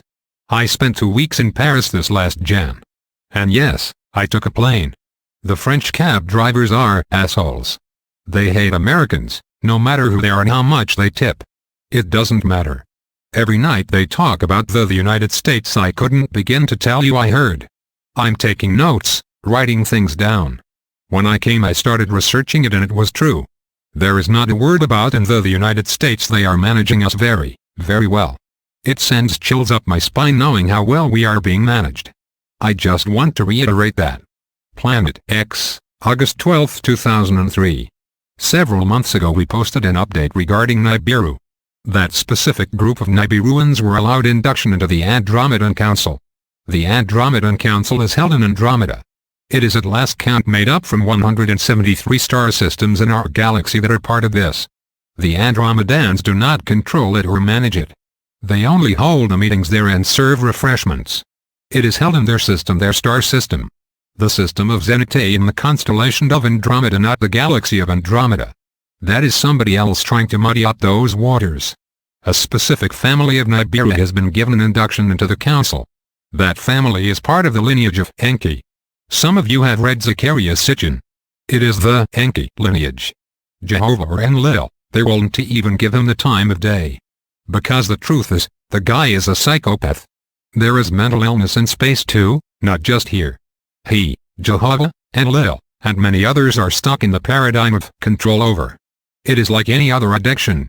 It is a tough habit to break, trying to manage and control others. They do that because they don't trust themselves or others. They don't trust the movement of life and love. They have to control and manipulate. Every day we are in relationships like that. Whether it is in our thoughts, our relationships, our boss's thoughts, and in some cases, husbands and wives.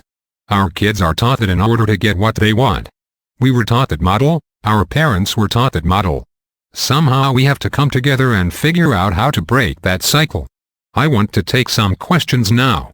Q, can you share how I, or someone could contact the Andromedans or the Procyon? What is the proper way to do that? AC. That is an excellent question. I can't tell you about the Procyon. I don't know them on how you could contact them. I myself have never met them. But, there are symbols. The ETs use 4th and 5th density language. It is holographic and numerical.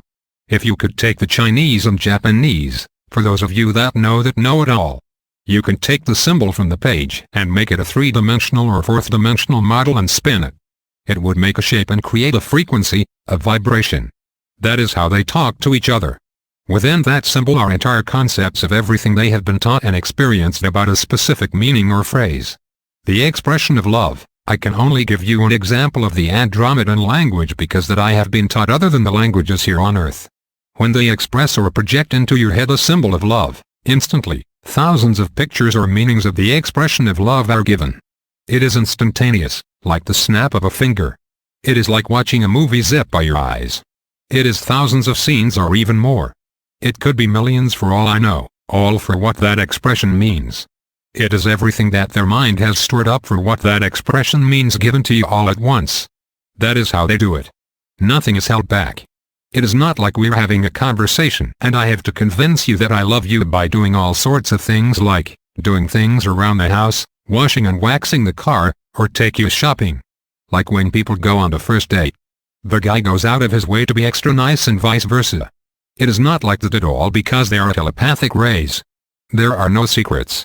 There are no lies. You see everything at once.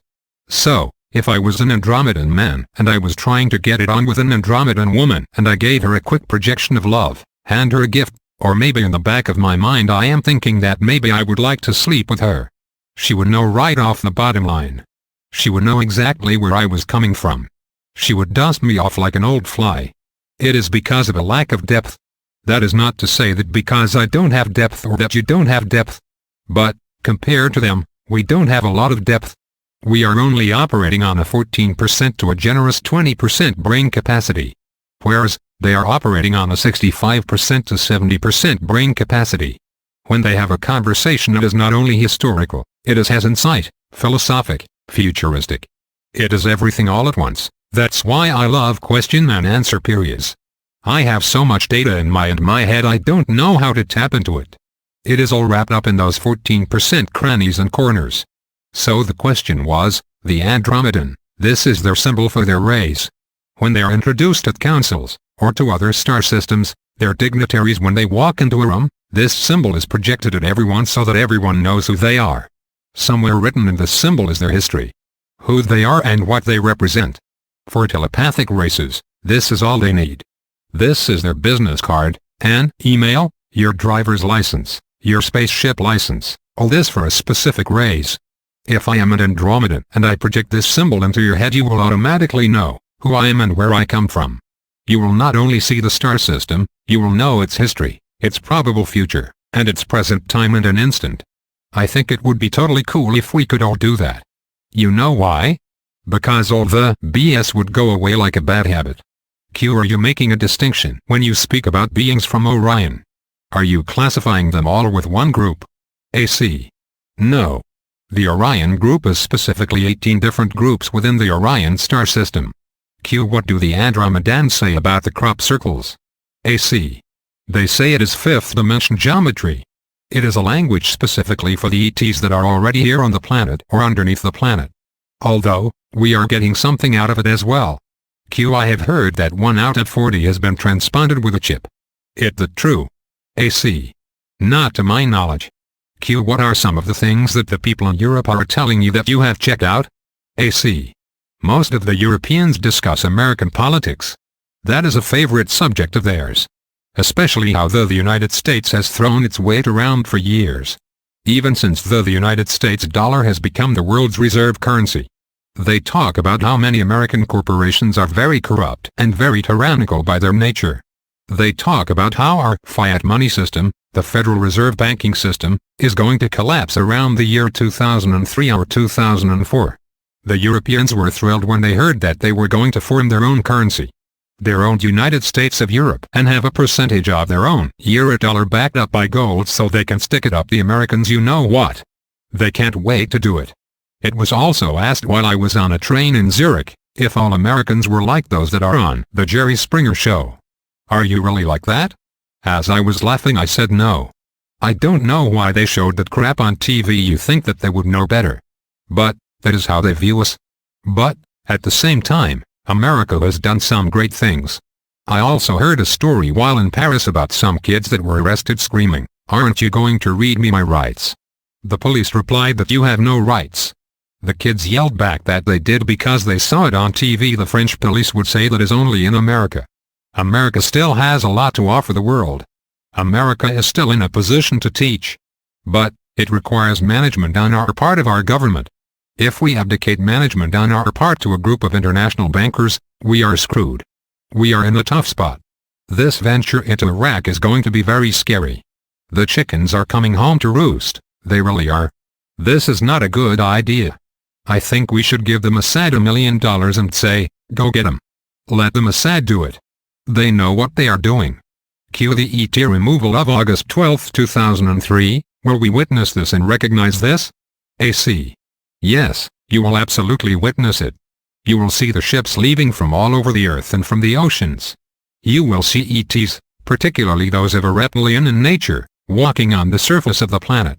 They are going to be flushed out of the inside of the earth to the surface. You will also see starships coming into the upper atmosphere to capture them and take them out of here. It is going to be like the Brian Star Wars. I sincerely hope and believe that it is going to happen. We need a serious shift here. The ET intervention is specifically to take the ET piece out of here. The intervention is not to solve the problems that we as a society created. That is our responsibility. I want to make a very clear distinction about that. We are going to have to take responsibility for not taking responsibility. Q, I believe in harnessing the power and energy we have here. How can we plug into some of this greatness that you spoke of this evening? There was a conference held in Arizona last week in which there were Chinese, Japanese, and some Russians, all scientists that came together without any money being given by their governments. Of course, the pharmaceutical companies were not happy about this conference. They were talking about alternative ways to cure cancer and other diseases. They were going to put forth a consortium of people to pool their knowledge, etc. How can we tap into that? AC. I'll address two issues there. Intervention has occurred several times already. As far as cancer is concerned, the best way to prevent and cure it is to deal with the acidity in your body. In other words, watch the pH levels of your body. Cancer is a disease that will not grow in a body that is alkaline. When the body is too acidic, that is when disease sets in. Acidity is food combining. It is eating too much red meat. Eating too much processed foods. It is not eating enough live foods. That is the secret. Watch the pH balance of your physical body. As far as reaching out to this greatness, you are great. Everyone here is great. We just have to create the space to come together and start walking our talk. We need to stop our petty nonsense. The Native Americans practiced getting into a circle whenever they would discuss decisions that would affect the entire tribe. They would project 7 generations. Every decision they would discuss how it would affect, as best they could, the next 7 generations. That is wisdom. That is very serious wisdom, because they would not do quick fixes that would come back to haunt them in 10 or 15 years later. In closing, I want to quote something that Vasai's told me years and years ago. We are our own inheritance. Thank you all very much.